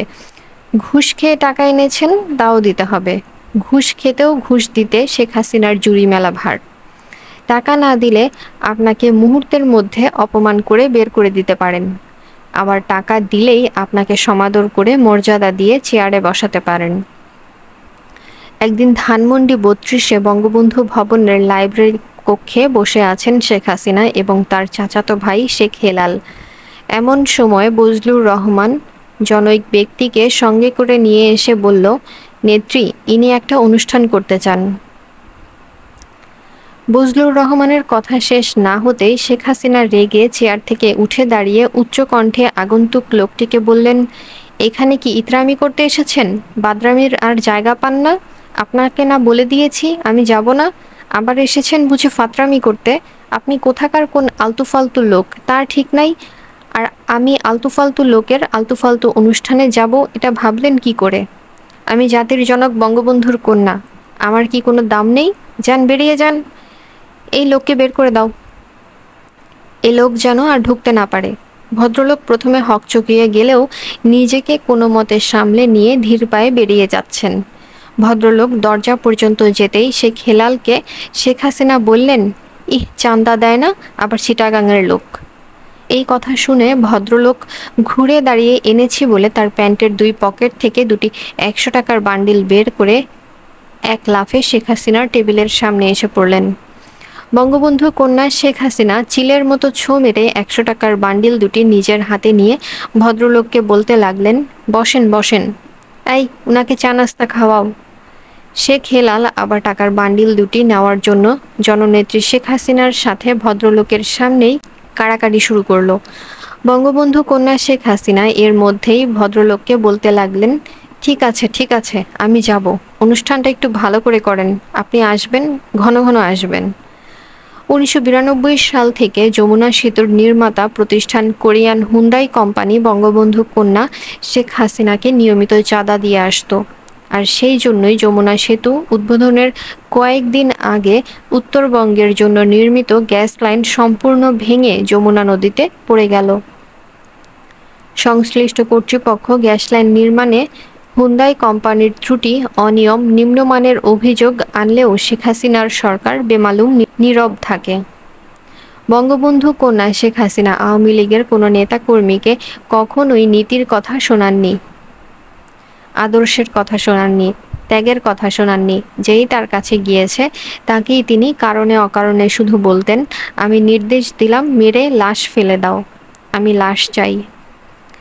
আওয়ামী লীগের বর্তমান মন্ত্রীরা অনেকেই বলতেন, বঙ্গবন্ধু কন্যা সভানেত্রী শেখ হাসিনা তো টাকা আর লাশ ছাড়া কিছুই বোঝেন না। আর কত টাকা আর কত লাশ দেব? অবক্ষয়, অবক্ষয়। শিল্পপতি জহির হত্যার প্রধান খুনি আসামি ইউসিবিএল ব্যাংকের পরিচালক চেয়ারম্যান আখতারুজ্জামান বাবু বলেন, আর কত টাকা দেব? দিতে দিতে তো নিঃশেষ হয়ে গেলাম। স্বামীর সাথে না থাকা। বঙ্গবন্ধু কন্যা আওয়ামী লীগ সভানেত্রী শেখ হাসিনা ১৯৮১ সালের ১৭ই মে বাংলাদেশে আসার পর থেকে তার স্বামী ডক্টর ওয়াজেদ মিয়ার সাথে কখনোই একটি দিন বা একটি রাত স্বামী স্ত্রী হিসেবে কাটাননি। আগেই বলেছি, শেখ হাসিনা বাংলাদেশে আসার পর প্রথমে তার স্বামীর মহাখালী সরকারি কোয়ার্টারে ওঠেন, পরে ধানমন্ডি ৩২-এ তার পিত্রালয় বঙ্গবন্ধু ভবন, তারপর ২৯ নম্বর মিন্টু রোড এবং তারও পরে ধানমন্ডি ৫ নম্বরে স্বামী ও নিজের বাড়িতে এবং এখন প্রধানমন্ত্রী সরকারি বাসভবন গণভবনে থাকেন। কিন্তু তার স্বামী ডক্টর ওয়াজেদ প্রথম থেকে এখন পর্যন্ত তার মহাখালীর আণবিক শক্তি কমিশনের কোয়ার্টারেই রয়েছেন। তিনি কখনোই ধানমন্ডি ৩২-এ, ২৯ মিন্টু রোডে, ধানমন্ডি ৫ এবং গণভবনে আসেননি এবং বঙ্গবন্ধু কন্যা শেখ হাসিনাও তাকে আনেননি। শুধু তাই নয়, বঙ্গবন্ধু কন্যা শেখ হাসিনা যখন তার স্বামীর মহাখালী কোয়ার্টারে থাকতেন, তখন ডক্টর ওয়াজেদ থাকতেন ওই কোয়ার্টারের ভিতরের রেস্ট হাউসে। উভয়ের সাথে রাতে দিনে দেখা সাক্ষাৎ তো দূরের, মুখোমুখিও হতেন না। মহাখালী স্বামীর কোয়ার্টারে থাকতে এবং পরবর্তীতে ধানমন্ডি ৩২-এর পিত্রালয় বঙ্গবন্ধু ভবনে থাকতে ১৯৮৭ সালে মুন্সিগঞ্জ হরগঙ্গা কলেজ ছাত্র সংসদের ভিপি মৃণাল কান্তি দাস নামের তরুণ যুবক আসার আগ পর্যন্ত বঙ্গবন্ধু কন্যা শেখ হাসিনা নিয়মিত রুটিন মাফিক প্রতিদিন সন্ধ্যার ঠিক ১ ঘণ্টা আগে গোসল করে পাউডার পারফিউম মেখে লম্বা চুলের একটা বেনি করে চকচকে নতুন শাড়ি ব্লাউজ পরে খুবই পরিপাটি হয়ে কাউকে সঙ্গে না নিয়ে শুধুমাত্র গাড়ির চালক ড্রাইভার জালালকে সঙ্গে নিয়ে অজ্ঞাত স্থানে বেরিয়ে যেতেন এবং ঘন্টা দুয়েক পর ফিরে আসতেন। শুধু এই সময়ে ওই অজ্ঞাত স্থানে যাওয়া ছাড়া বঙ্গবন্ধু কন্যা শেখ হাসিনা আর কখনোই একা শুধু জিপ গাড়ি আর চালক নিয়ে বাইরে যেতেন না। ওই সময় এবং ওই অজ্ঞাত স্থান ছাড়া যেখানেই তিনি যেতেন, তার সাথের সকলকে অবশ্যই সঙ্গে নিয়ে যেতেন। ১৯৮৭ সালে মুন্সিগঞ্জ হরগঙ্গা কলেজ ছাত্র সংসদের ভিপি তরুণ যুবক মৃণাল কান্তি দাসের সাথে বঙ্গবন্ধু কন্যা শেখ হাসিনার পরিচয় হয় এবং পরিচয়ের পর থেকেই মৃণাল কান্তি দাস ধানমন্ডি বঙ্গবন্ধু ভবনে দিবারাত্রি সার্বক্ষণিকভাবে থাকতে শুরু করল। শেখ হাসিনা তখন ওই বাড়িতেই থাকেন। শেখ হাসিনা ধীরে ধীরে নিয়মিত রুটিন মাফিক সন্ধ্যার আগে অজ্ঞাত স্থানে যাওয়া ছেড়ে দিলেন। অধিক রাত পর্যন্ত, এমনকি গভীর রাত পর্যন্ত ধানমন্ডি ৩২-এর বঙ্গবন্ধু ভবনের লাইব্রেরি কক্ষে ভেতর থেকে দরজা লাগিয়ে মৃণাল কান্তি দাস আর শেখ হাসিনা কুটকুট করে কথা বলতেন এবং খিলখিল করে হাসাহাসি করতেন। হ্যাংলা পাতলা তরুণ মৃণাল কান্তি দাস অচিরেই ফুলে ফেঁপে এমন নাদুস নুদুস হলো যে মৃণালের পাছার আয়তন হলো প্রায় ৭০ ইঞ্চি। বঙ্গবন্ধু কন্যা শেখ হাসিনার কাছে মৃণালের গ্রহণযোগ্যতা এতই বেড়ে গেল যে তা সকলের কাছে ঈর্ষার ব্যাপার হয়ে দাঁড়ালো। মৃণাল কান্তি দাস হলো শেখ হাসিনার সবচেয়ে ঘনিষ্ঠ ব্যক্তি। বঙ্গবন্ধু কন্যা শেখ হাসিনার উপর মৃণাল কান্তি দাসের প্রভাব এতই বেশি হলো যে আওয়ামী রাজনীতির সকলেই মৃণাল কান্তি দাসকে শেখ হাসিনা রাজ্যের সম্রাট বলে কুর্নিশ করতে কুণ্ঠিত হতো না।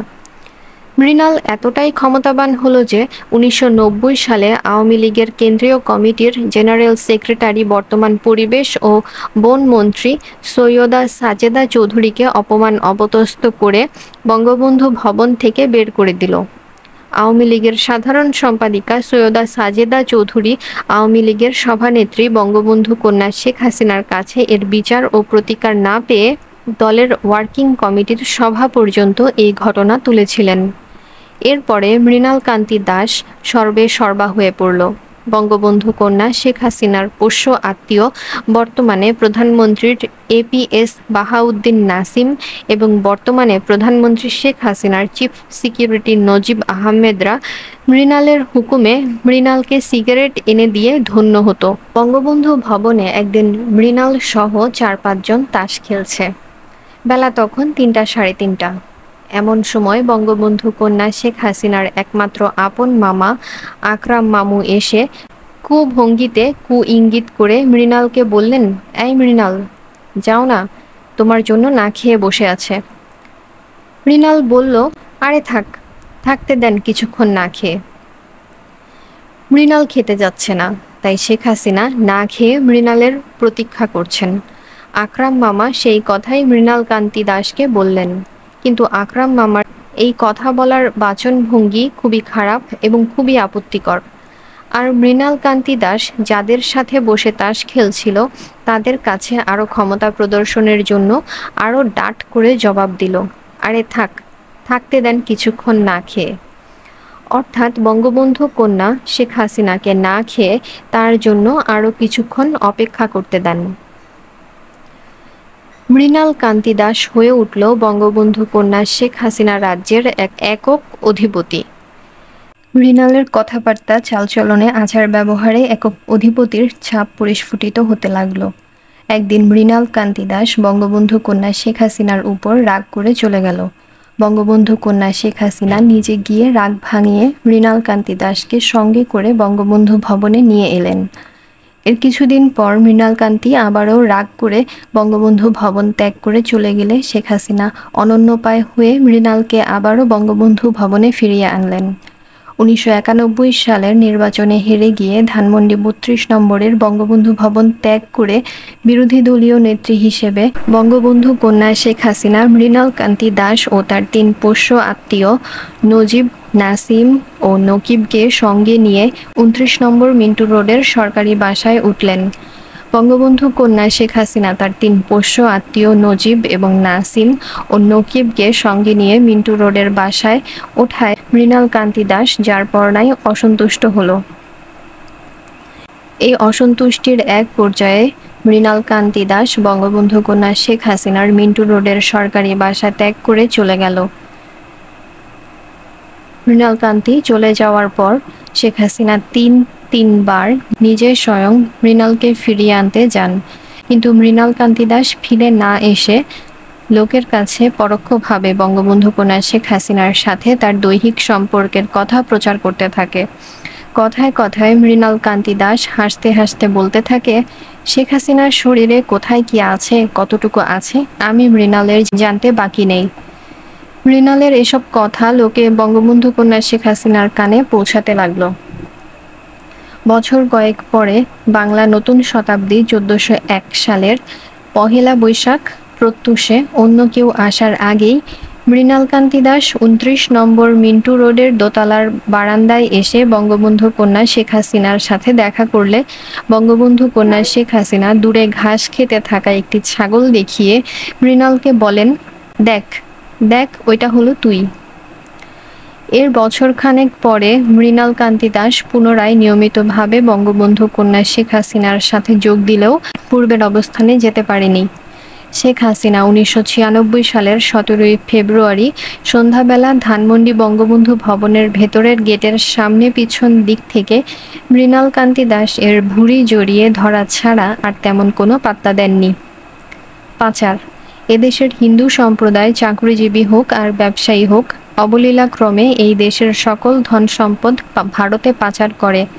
চাকরিজীবী বৈধ অবৈধ যেভাবেই অর্থ উপার্জন করুক, অর্থাৎ অসৎ পথে ঘুষ দুর্নীতির মাধ্যমেই অর্থ উপার্জন করুক কিংবা চাকরির বেতনের মাধ্যমে অর্থ উপার্জন করুক, যেভাবে উপার্জন করুক তাদের উপার্জিত সকল ধন সম্পদই ভারতে পাচার করবে। হিন্দু ব্যবসায়ীদের ক্ষেত্রেও একই কথা প্রযোজ্য। হিন্দু সম্প্রদায় কখনোই এই দেশকে তাদের দেশ মনে করে না, আর তাই এই দেশ থেকে বৈধ অবৈধভাবে উপার্জিত সমুদয় অর্থ ভারতে পাচার করে। অনুরূপভাবে প্রধানমন্ত্রী শেখ হাসিনা এবং তার পরিবার পরিজন সকলেই এই দেশকে নিজের দেশ মনে করে না। আর সেই কারণেই প্রধানমন্ত্রী শেখ হাসিনা, শেখ রেহানা বৈধ অবৈধ যেভাবেই অর্থকড়ি উপার্জন সকল ধন সম্পদ বিদেশে পাচার করেন। প্রধানমন্ত্রী শেখ হাসিনা এবং তার পরিবারের লোকেরা প্রধানত ভারত, সিঙ্গাপুর, হংকং, লন্ডন এবং যুক্তরাষ্ট্রে ধন সম্পদ পাচার করে। ভ্যাট প্রত্যাহার। 1992 সালে বেগম খালেদা জিয়ার বিএনপি সরকার বাংলাদেশে প্রথম ভ্যাট প্রথা চালু করে। খালেদা জিয়া ভ্যাট চালু করার সময় তখনকার বিরোধী দলীয় নেত্রী শেখ হাসিনা এবং তার দল আওয়ামী লীগ ভ্যাট প্রথা বাতিলের দাবিতে আন্দোলন শুরু করে। আন্দোলনের প্রথম পর্যায়ে ভ্যাট প্রথা বাতিলের দাবিতে মিছিল সমাবেশ করে বেগম খালেদা জিয়া সরকারকে নির্দিষ্ট সময়সীমা দিয়ে বিরোধী দলীয় নেত্রী বঙ্গবন্ধু কন্যা শেখ হাসিনা বললেন, এর মধ্যে ভ্যাট প্রথা বাতিল না করলে হরতাল করা হবে। তখন বঙ্গবন্ধু কন্যা শেখ হাসিনাকে বলা হলো, আপনি যে ভ্যাট বাতিলের জন্য হরতালের আহ্বান করতে যাচ্ছেন, আপনি ক্ষমতায় গেলে কি করবেন? ভ্যাট প্রথা বাতিল করবেন? পরেরটা পরে হবে। এই কথা বলে বঙ্গবন্ধু কন্যা শেখ হাসিনা ঠিকই ভ্যাট বাতিলের দাবিতে হরতাল করলেন। আর তিনি যখন ক্ষমতায় এলেন তখন ভ্যাট বাতিল তো দূরের কথা, উল্টো ভ্যাটের আওতা আরও বাড়িয়ে দিলেন। অর্থাৎ বেগম খালেদা জিয়া সরকার যে সকল পণ্যের উপর ভ্যাট বসিয়েছিলেন, বঙ্গবন্ধু কন্যা শেখ হাসিনা সেই সকল পণ্যের উপর ভ্যাট বহাল তো রাখলেনই, বরং যে সমস্ত পণ্যের উপর ভ্যাট ছিল না সেই সমস্ত পণ্যের উপরও ভ্যাট ধার্য করলেন। খেলা। জননেত্রী শেখ হাসিনা নিজেকে একজন বড় খেলোয়াড় মনে করেন। তিনি মনে করেন তিনি দুনিয়ার সবচাইতে দক্ষ খেলোয়াড় এবং তার মতো খেলোয়াড়ের সারা বিশ্বে জুড়ি নেই। তিনি খেলতে ভালোবাসেন, বলতে গেলে খেলাই তার একমাত্র কাজ। তিনি সকলের সাথেই খেলেন, জনতার সাথে খেলেন, রাজনৈতিক নেতাদের সাথে খেলেন, নিজেদের দলের কর্মীদের সাথে খেলেন, স্বামীর সাথে খেলেন, আত্মীয় স্বজনের সাথেও খেলেন, তবে কম খেলেন। নিজের বোনের সাথে খেলেন, তবে পেরে ওঠেন না, ধরা পড়ে হেরে যান। ছেলে মেয়ের সাথে খেলতে গিয়ে প্রচণ্ড মার খেয়ে যান। জননেত্রী শেখ হাসিনা মনে করেন তার মতো এত বড় খেলোয়াড় আর নেই এবং তিনি যে খেলা খেলেন এই খেলা ধরা বা বোঝার শক্তি কারো নেই। পৃথিবীর কেউই তার খেলা ধরতে পারবে না, বুঝতে পারবে না। এই খেলায় তিনি অনন্যা, অদ্বিতীয়। বঙ্গবন্ধু কন্যা জননেত্রী শেখ হাসিনা যে খেলা খেলেন সে খেলার নাম হচ্ছে প্রতারণার খেলা। তিনি সকলের সাথেই প্রতারণার খেলা খেলেন। প্রিয় অপ্রিয়, পছন্দ অপছন্দ। প্রিয় খাদ্য গরুর ভুঁড়ি, প্রিয় গান জিন্দেগি জিন্দেগি, প্রিয় ব্যক্তিত্ব মুখ্যমন্ত্রী জ্যোতি বসু, সবচাইতে বেশি লোভ টাকার প্রতি, সবচাইতে অপছন্দের নামাজি মানুষ, সবচাইতে স্বস্তি এবং আনন্দের মানুষের লাশ, সবচেয়ে বেশি পটু মিথ্যে বলায়। প্রথম নির্দেশ।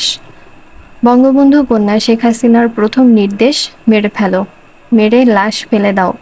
আওয়ামী লীগের কোনো নেতা, কর্মী কিংবা সমর্থক কথা প্রসঙ্গেও যদি বলে প্রশাসনের অথবা অন্য রাজনৈতিক দলের অমুক আমাদের বিপক্ষের, তাহলে সঙ্গে সঙ্গে বঙ্গবন্ধু কন্যা জননেত্রী শেখ হাসিনা প্রথমেই যে নির্দেশ বা আদেশ দেন তা হলো মেরে ফেলো, মেরে ফেলে দাও। আমি হুকুম দিলাম, খুন করে ফেলো। যদি কোনো কারণে উক্ত ব্যক্তিকে হত্যা করা না যায় তাহলে বলবেন ঘুষ দাও, টাকা দাও, টাকা দিয়ে ওকে আমাদের পক্ষে নিয়ে আসো। 1995 সালের মাওয়া রোড দিয়ে টুঙ্গিপাড়ায় যাওয়ার সময় ফেরিতে 30-40 বছর আগে দেশ থেকে যুক্তরাজ্যে চলে যাওয়া যুক্তরাজ্যের নাগরিক শেখ হাসিনা কর্তৃক নিয়োগকৃত শিল্প ঋণ সংস্থার পরিচালক প্রফেসর আবুল কাশেম তার নিজ থানা নবাবগঞ্জ সম্পর্কে বললেন, নবাবগঞ্জ আওয়ামী লীগের প্রার্থী দেওয়া না দেওয়া সমান কথা। নবাবগঞ্জের মানুষ আওয়ামী লীগকে পছন্দ করে না, ভোটও দেয় না। এই কথা শুনে বঙ্গবন্ধু কন্যা শেখ হাসিনা বললেন, রাতের অন্ধকারে ঘরে ঘরে আগুন লাগিয়ে দেন, আগুন লাগিয়ে ওদের পুড়িয়ে মেরে ফেলেন। কোনো নেতা ছিল না। শেখ হাসিনার কখনোই কোনো সিদ্ধান্তই কোনো নেতা বা নেতৃস্থানীয় ব্যক্তি অথবা উপদেষ্টা কিংবা জ্ঞানী গুণী কোনো ব্যক্তির সাথে আলাপ আলোচনা করে নিতেন না। মূলত তিনি সিদ্ধান্ত নিতেন তার চারপাশে থাকা ছেলে ছোকরা এবং আত্মীয়দের কথার উপর ভর করে। এমনকি বঙ্গবন্ধু কন্যা কোনো পদযাত্রা, মিছিল ইত্যাদিতে যখন অংশ নেন তখন কোনো নেতা বা নেতৃস্থানীয় কোনো ব্যক্তি তার সাথে কখনোই থাকতেন না।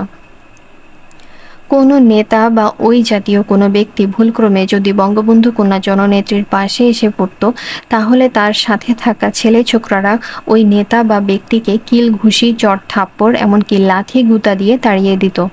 বঙ্গবন্ধু কন্যা শেখ হাসিনা এসব বুঝতেন না বা দেখতেন না তা নয়, তিনি এসবই আর চোখে দেখতেন, মজা নিতেন আর খিলখিল করে হাসতেন।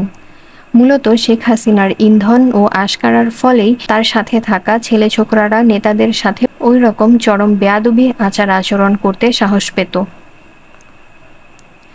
চিন্তাভাবনা ছাড়াই বলা কোনো কথাবার্তা, ঘোষণা দেওয়ার ব্যাপারেও কারোর সাথে কখনোই কোনো আলোচনা করা তো দূরের কথা, নিজেও কোনো চিন্তা ভাবনা না করেই জননেত্রী শেখ হাসিনা মুখে যাই আসে তাই বলে ফেলেন বা তাই ঘোষণা দিয়ে দেন। আওয়ামী লীগের নেতা বা শুভানুধ্যায়ীরা সবসময় তটস্থ থাকেন। এই বুঝি বঙ্গবন্ধু কন্যা শেখ হাসিনা বেফাঁস কিছু বলে ফেলেন।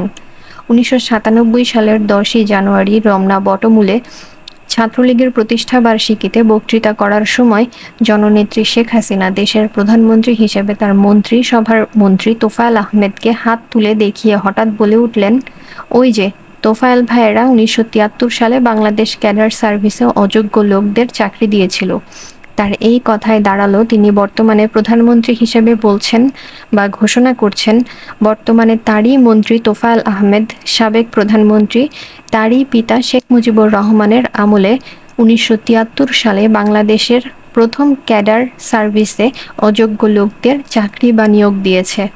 প্রধানমন্ত্রী বা রাষ্ট্রের প্রধান নির্বাহী হিসেবে এই কথা প্রকাশ্যে বলার পর বাংলাদেশ ক্যাডার সার্ভিস 1973-এর সকলের অযোগ্যতা অভিযোগে চাকরি যাওয়া উচিত এবং রাষ্ট্রের তৎকালীন প্রধান নির্বাহী বা তৎকালীন প্রধানমন্ত্রী শেখ মুজিবুর রহমানের অযোগ্য লোককে চাকরি দেওয়ার অভিযোগে বিচার হওয়া উচিত, নইলে বর্তমান প্রধানমন্ত্রী শেখ হাসিনার বিরুদ্ধে মানহানির মামলা হওয়া উচিত।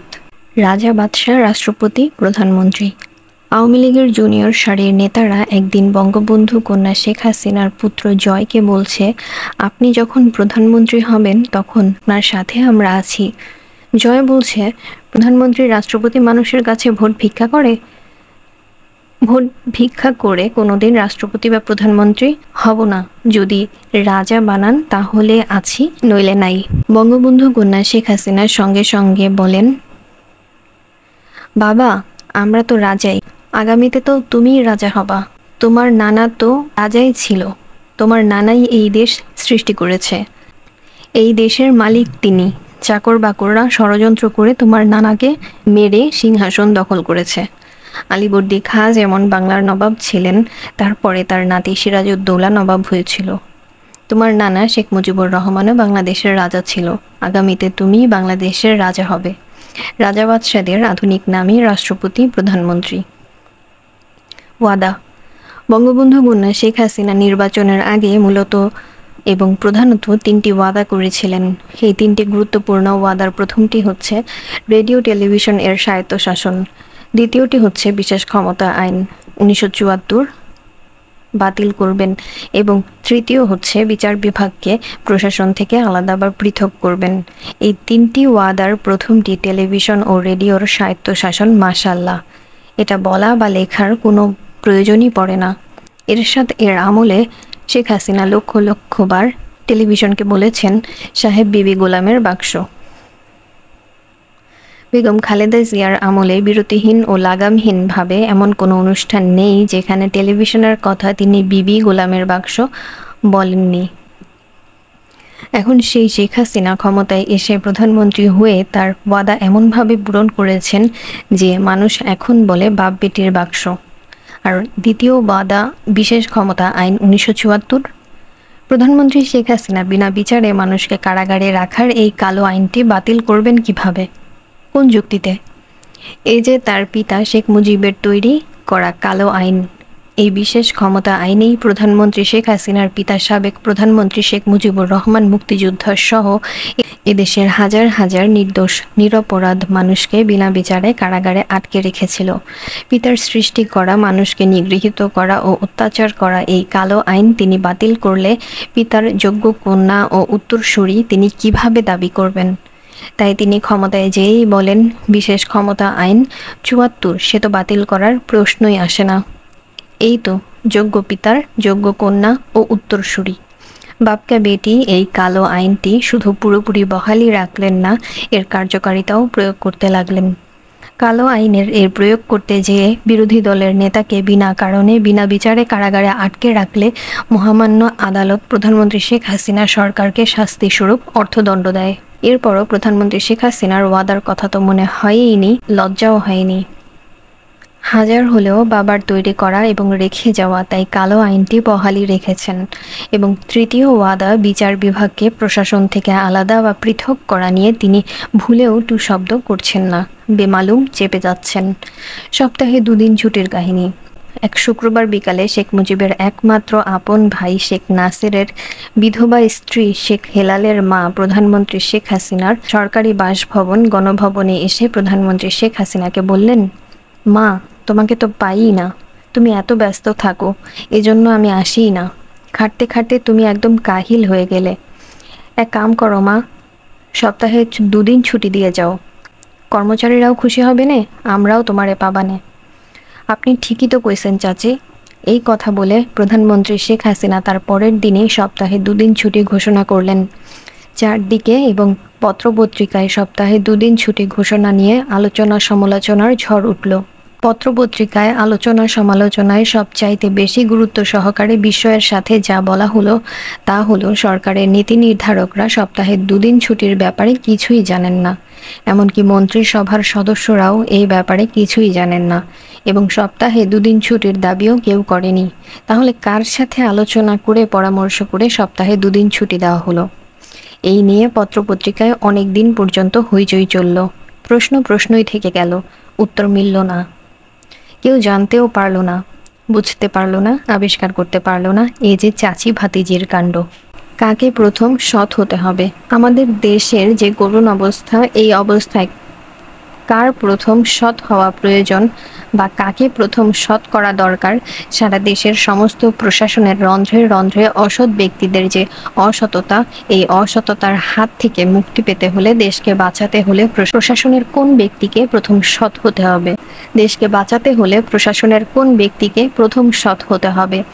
এই রকম একটা চিন্তা, একটা ভাবনা এবং অনুসন্ধান দীর্ঘদিন ধরে মাথায় ঘুরপাক খাচ্ছিল। কিন্তু এই চিন্তা ভাবনা এবং অনুসন্ধানের খুব একটা ফল পাওয়া যাচ্ছিল না, আবার মাথা থেকে এটা ফেলেও দেওয়া যাচ্ছিল না। দেশের এই অহিনকুল অবস্থায় প্রশাসনের কাকে প্রথম সৎ হওয়া উচিত, কে প্রথম সৎ হলে প্রশাসনের অসৎ ব্যক্তিরা নিয়ন্ত্রণে আসবে এবং আস্তে আস্তে ধীরে ধীরে প্রশাসন ও দেশ থেকে ঘুষ ও দুর্নীতি দূর হবে। মাথার এই ভাবনাটা দূর না হতেই 1998 সালের জুলাই মাসে বাংলাদেশ বন বিভাগের কক্সবাজার রেস্ট হাউসে বন বিভাগের ডিএফওদের এক বৈঠক বসলো। প্রায় 20-25 জন ডিএফও বৈঠকে উপস্থিত হলেন। বৈঠকের আলোচ্য বিষয় সরকার কর্তৃক নতুন সিসিএফ বা প্রধান বন সংরক্ষক নিয়োগদান প্রসঙ্গ। ডিএফওদের বৈঠকে আলোচনা হলো নতুন সিসিএফ প্রার্থী 5 জন। এই 5 জনের মধ্যে বর্তমানে যিনি সিসিএফ আছেন তিনি চাকরির মেয়াদ বাড়িয়ে সিসিএফ পদে আরও থাকতে চান এবং বাকি 4 জন সিসিএফ হতে চান। এই 5 জন সিসিএফ প্রার্থী আলাদা আলাদাভাবে ডিএফওদের কাছে ঘুষ বা চাঁদা দিয়ে মোটা অঙ্কের টাকা চাচ্ছেন। ডিএফওদের কাছ থেকে এই মোটা অঙ্কের টাকা নিয়ে সিসিএফ প্রার্থীরা নিজস্ব ব্যবস্থাপনায় বা চ্যানেলে সিসিএফ হওয়ার জন্য বনমন্ত্রীকে ঘুষ দেবেন এবং যেহেতু সিসিএফ একটা গুরুত্বপূর্ণ পদ, তাই এই পদে কাউকে নিয়োগ দেওয়ার আগে প্রধানমন্ত্রী একটা সম্মতি বনমন্ত্রীকে দিতেই হবে।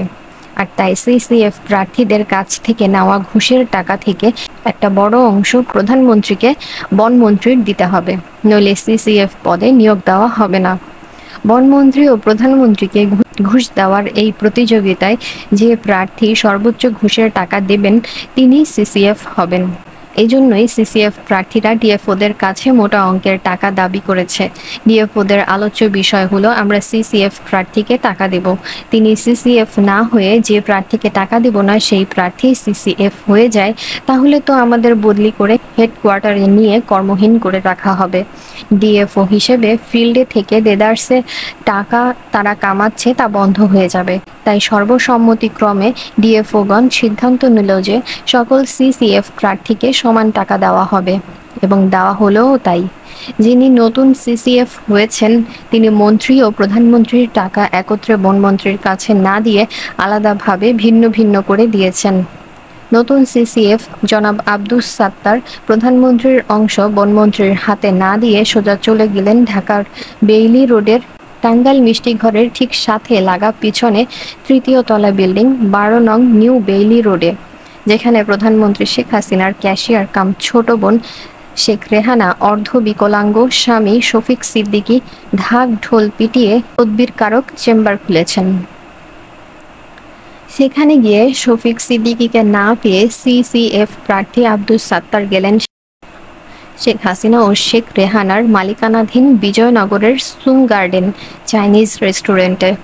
এই রেস্টুরেন্টের ম্যানেজার ইসলামকে তদবিরের বিষয় খুলে বলার পর ম্যানেজার ইসলাম সিসিএফ প্রার্থী আব্দুস সাত্তারকে সঙ্গে নিয়ে চলে গেলেন বনানীর আবেদ টাওয়ারের নিচতলায় অবস্থিত শেখ হাসিনা ও শেখ রেহানাদের মালিকানাধীন অপর restaurant fountain Fortune restaurant and বারে।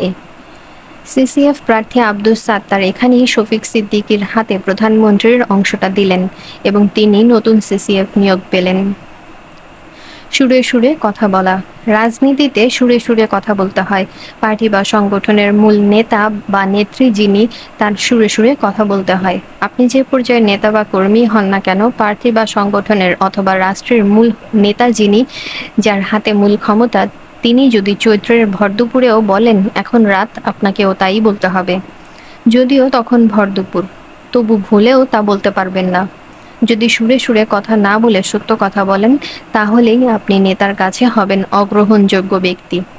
নেতা বা নেত্রী যা বলবেন তা যতই অসত্য বা ভুল হোক না কেন, তা আপনাকে তালে তালে সুরে সুরে সব ঠিক বলে যেতে হবে।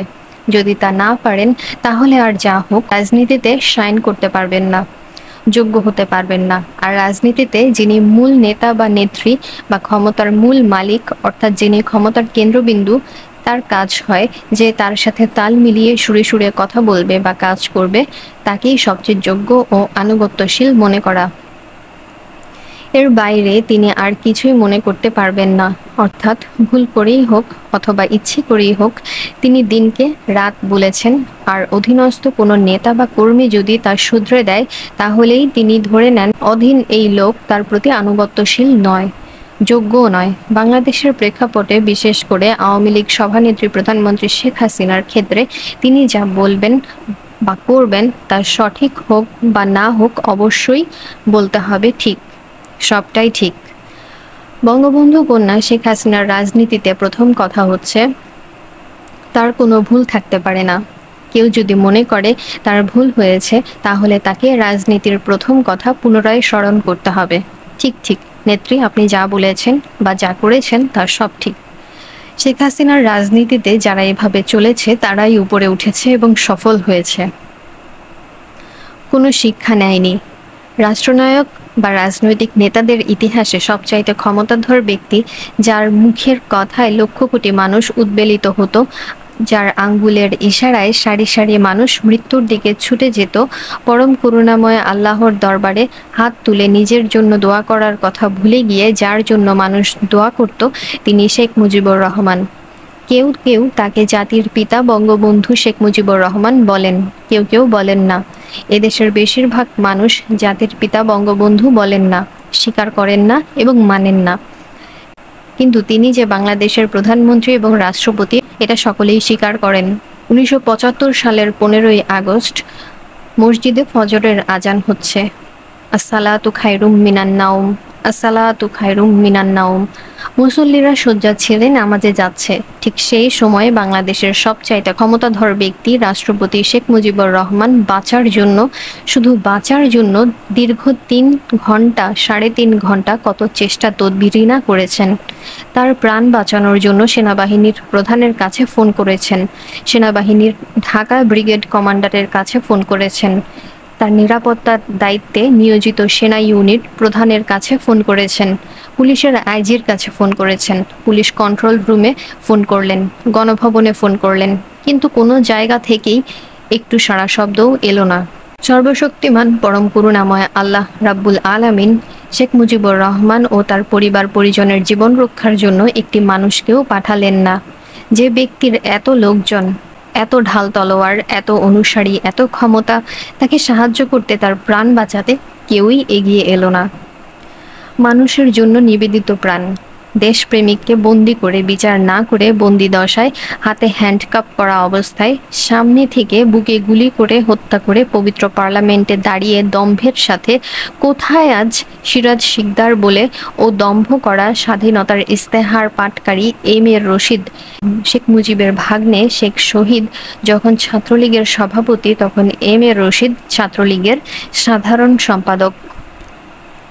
শেখ কামালের সাথে দ্বন্দ্বের কারণে এম.এ রশিদ দীর্ঘদিন শেখ মুজিবুর রহমানের কাছে যাননি। এম.এ রশিদ বলেন, বঙ্গবন্ধু যে অল্প কিছুদিনের মধ্যেই মারা যাবেন এটা আমি বুঝতে পেরেছিলাম।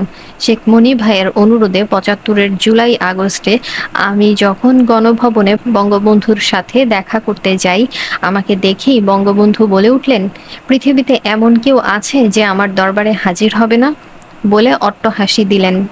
সেই বলা আর হাসিতে ছিল ভয়ানক অহংকার, প্রচণ্ড গরিমা। তখনই আমার মন বলে উঠল, বঙ্গবন্ধু আর বেশি দিন পৃথিবীতে নেই। 15ই আগস্টের শিক্ষা হচ্ছে আল্লাহকে ভয় করা, সবসময় আল্লাহকে স্মরণে রাখা, মানুষের প্রতি অমানুষের মতো আচরণ না করা, মানুষকে সম্মান করা, নিজেকে সর্বে সর্বা মনে না করা, মানুষকে ভালোবাসা, আত্ম অহমিকা ও গরিমা বর্জন করা। কিন্তু দুঃখ ও পরিতাপের বিষয়, শেখ হাসিনা, শেখ রেহানা এবং তাদের পরিবার পরিজন, আত্মীয়রা 15ই আগস্ট থেকে বিন্দুমাত্র শিক্ষাও নেয়নি, বরং 15ই আগস্টের ঘটনা থেকে তারা আরও কুশিক্ষা অর্জন করলো। তারা মানুষকে চুল পরিমাণেও ভালোবাসে না, মানুষকে অপমান অপদস্থ করে প্রচণ্ড আনন্দ বোধ করে। কার কত টাকা? প্রধানমন্ত্রী শেখ হাসিনা এবং তার ছোট বোন শেখ রেহানার এখন একই অ্যাকাউন্ট, একই হিসাব।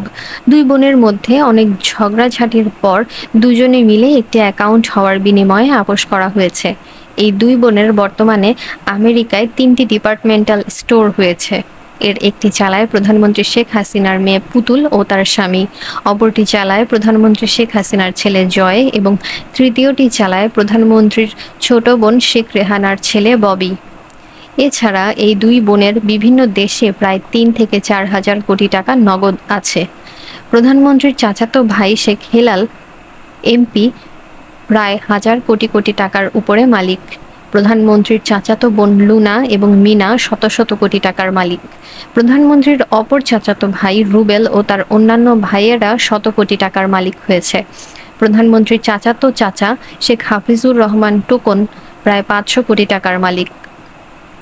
প্রধানমন্ত্রীর বাবার ফুফাতো ভাইয়ের ছেলে প্রধানমন্ত্রীর এপিএস বাহাউদ্দিন নাসিম এবং তার চাচাতো ভাই প্রধানমন্ত্রীর চিফ সিকিউরিটি নজিব আহমেদ নজিব ও তার ভাইয়েরা মিলে বর্তমানে কয়েক হাজার কোটি টাকার মালিক হয়েছেন। প্রধানমন্ত্রী শেখ হাসিনার নিকট এবং দূর সম্পর্কের আত্মীয় স্বজনেরা এমন কেউ নেই যিনি বর্তমানে কোটি টাকার মালিক হননি। ধিক শেখ মুজিব, ধিক।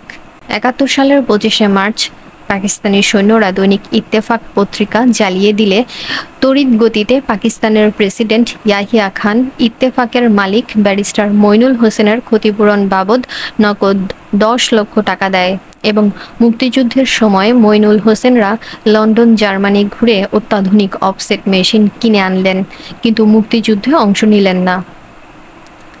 পাকিস্তানি হানাদার কবলিত গোটা সময় অর্থাৎ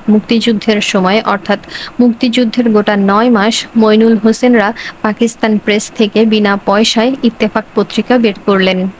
বলা বাহুল্য, ওই সময় ইত্তেফাকে পাকিস্তানি জেনারেল ইয়াহিয়া খান, টিক্কা খান, ফরমান আলী, নিয়াজি ও পাকিস্তানি অন্যান্য জেনারেল ও সৈন্যদের এবং ঘাতক গোলাম আজম সহ অন্যান্য আল বদর রাজাকারদের প্রশংসা করে খবর ছাপা হতো, আর মুক্তিযোদ্ধাদের বলা হতো দেশদ্রোহী ভারতীয় চর।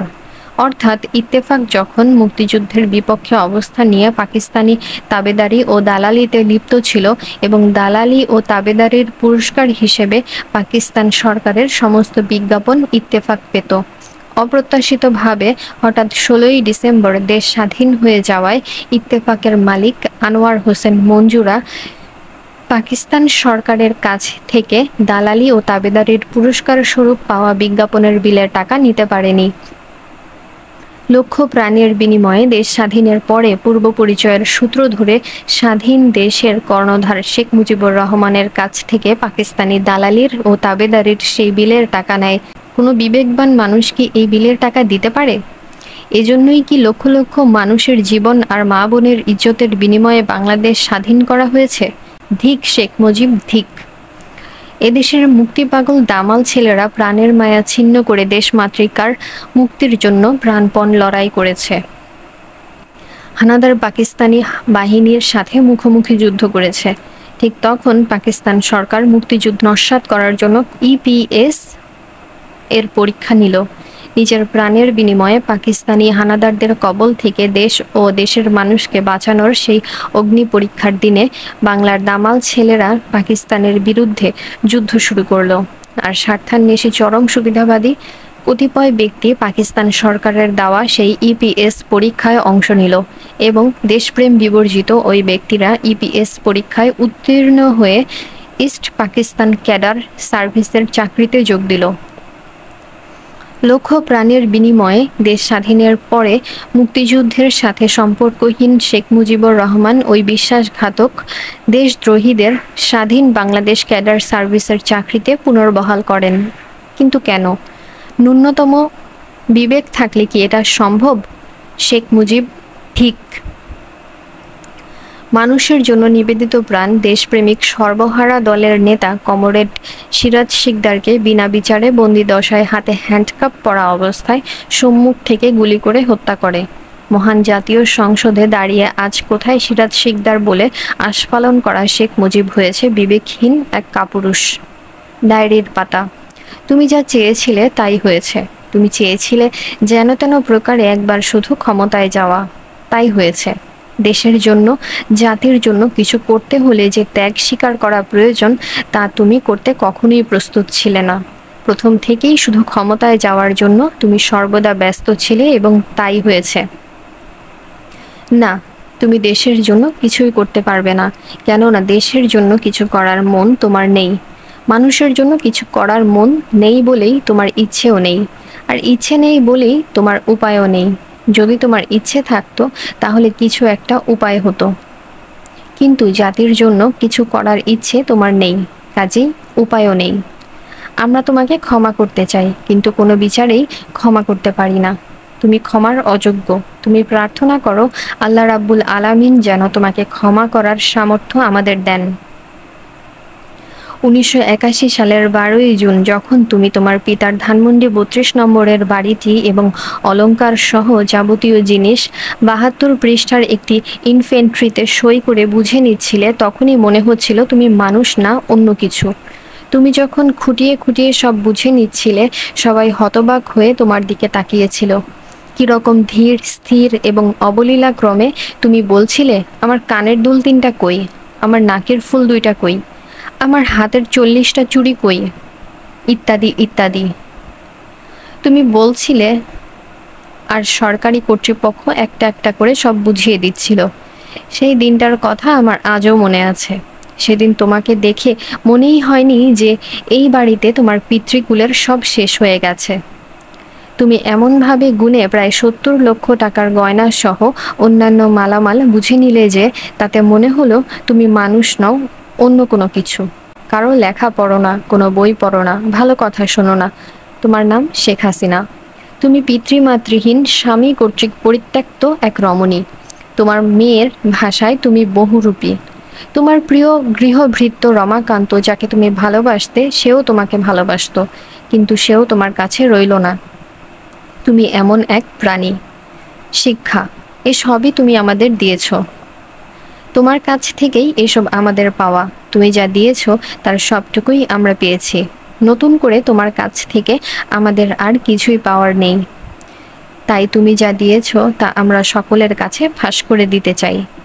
তাতে তুমি দুঃখ পেলে আমাদের কিছু করার নেই। এ শিক্ষা তুমি আমাদের দিয়েছ। তোমার কাছ থেকে আমরা এ শিক্ষা পেয়েছি। সেদিন হয়তো তুমি ভাবো নাই তোমার শিক্ষাই তোমার বিরুদ্ধে কাজে লাগিয়ে দেব। এটা হয়, আসলেই এই হয়।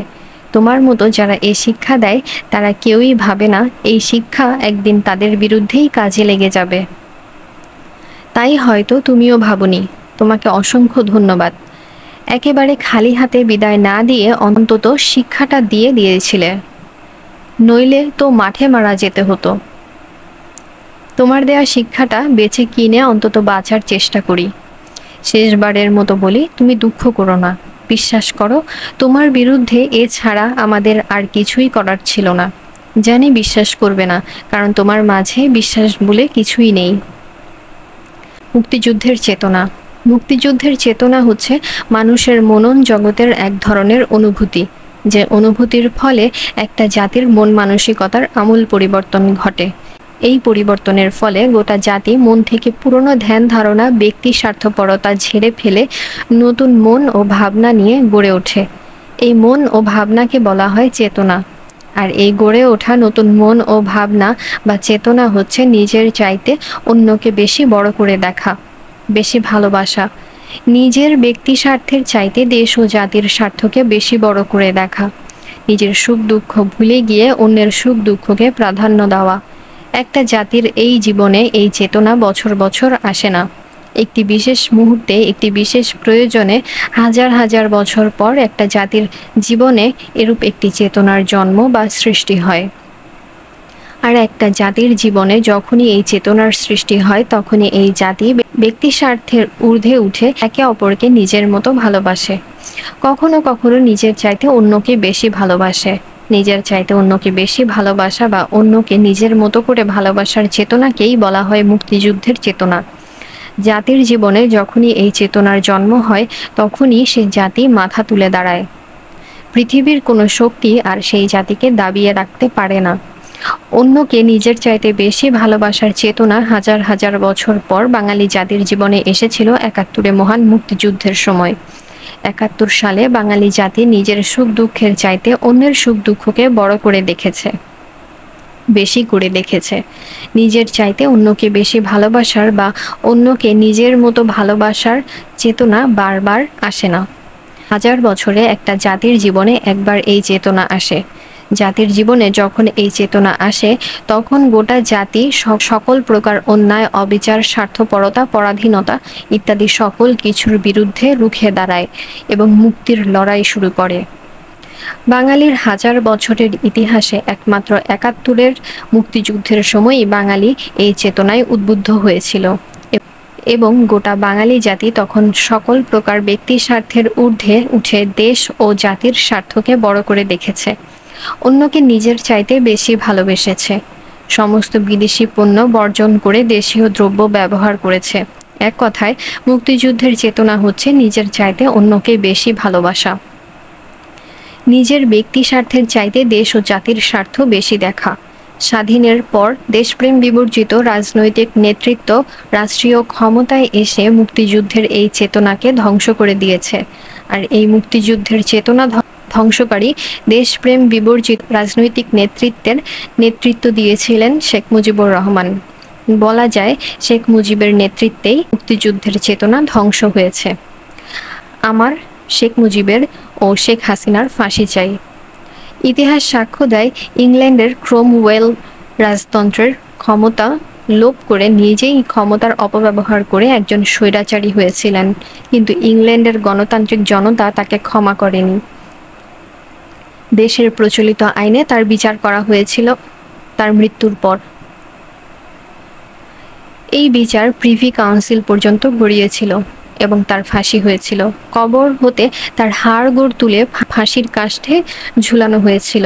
এটাই হলো আইনের শাসন। ৭৫-এর ১৫ই আগস্ট শেখ মুজিব হত্যার প্রতিবাদে যুদ্ধ করে দেশের যে ক্ষতি করেছি সেই অপরাধে আমার ফাঁসি চাই।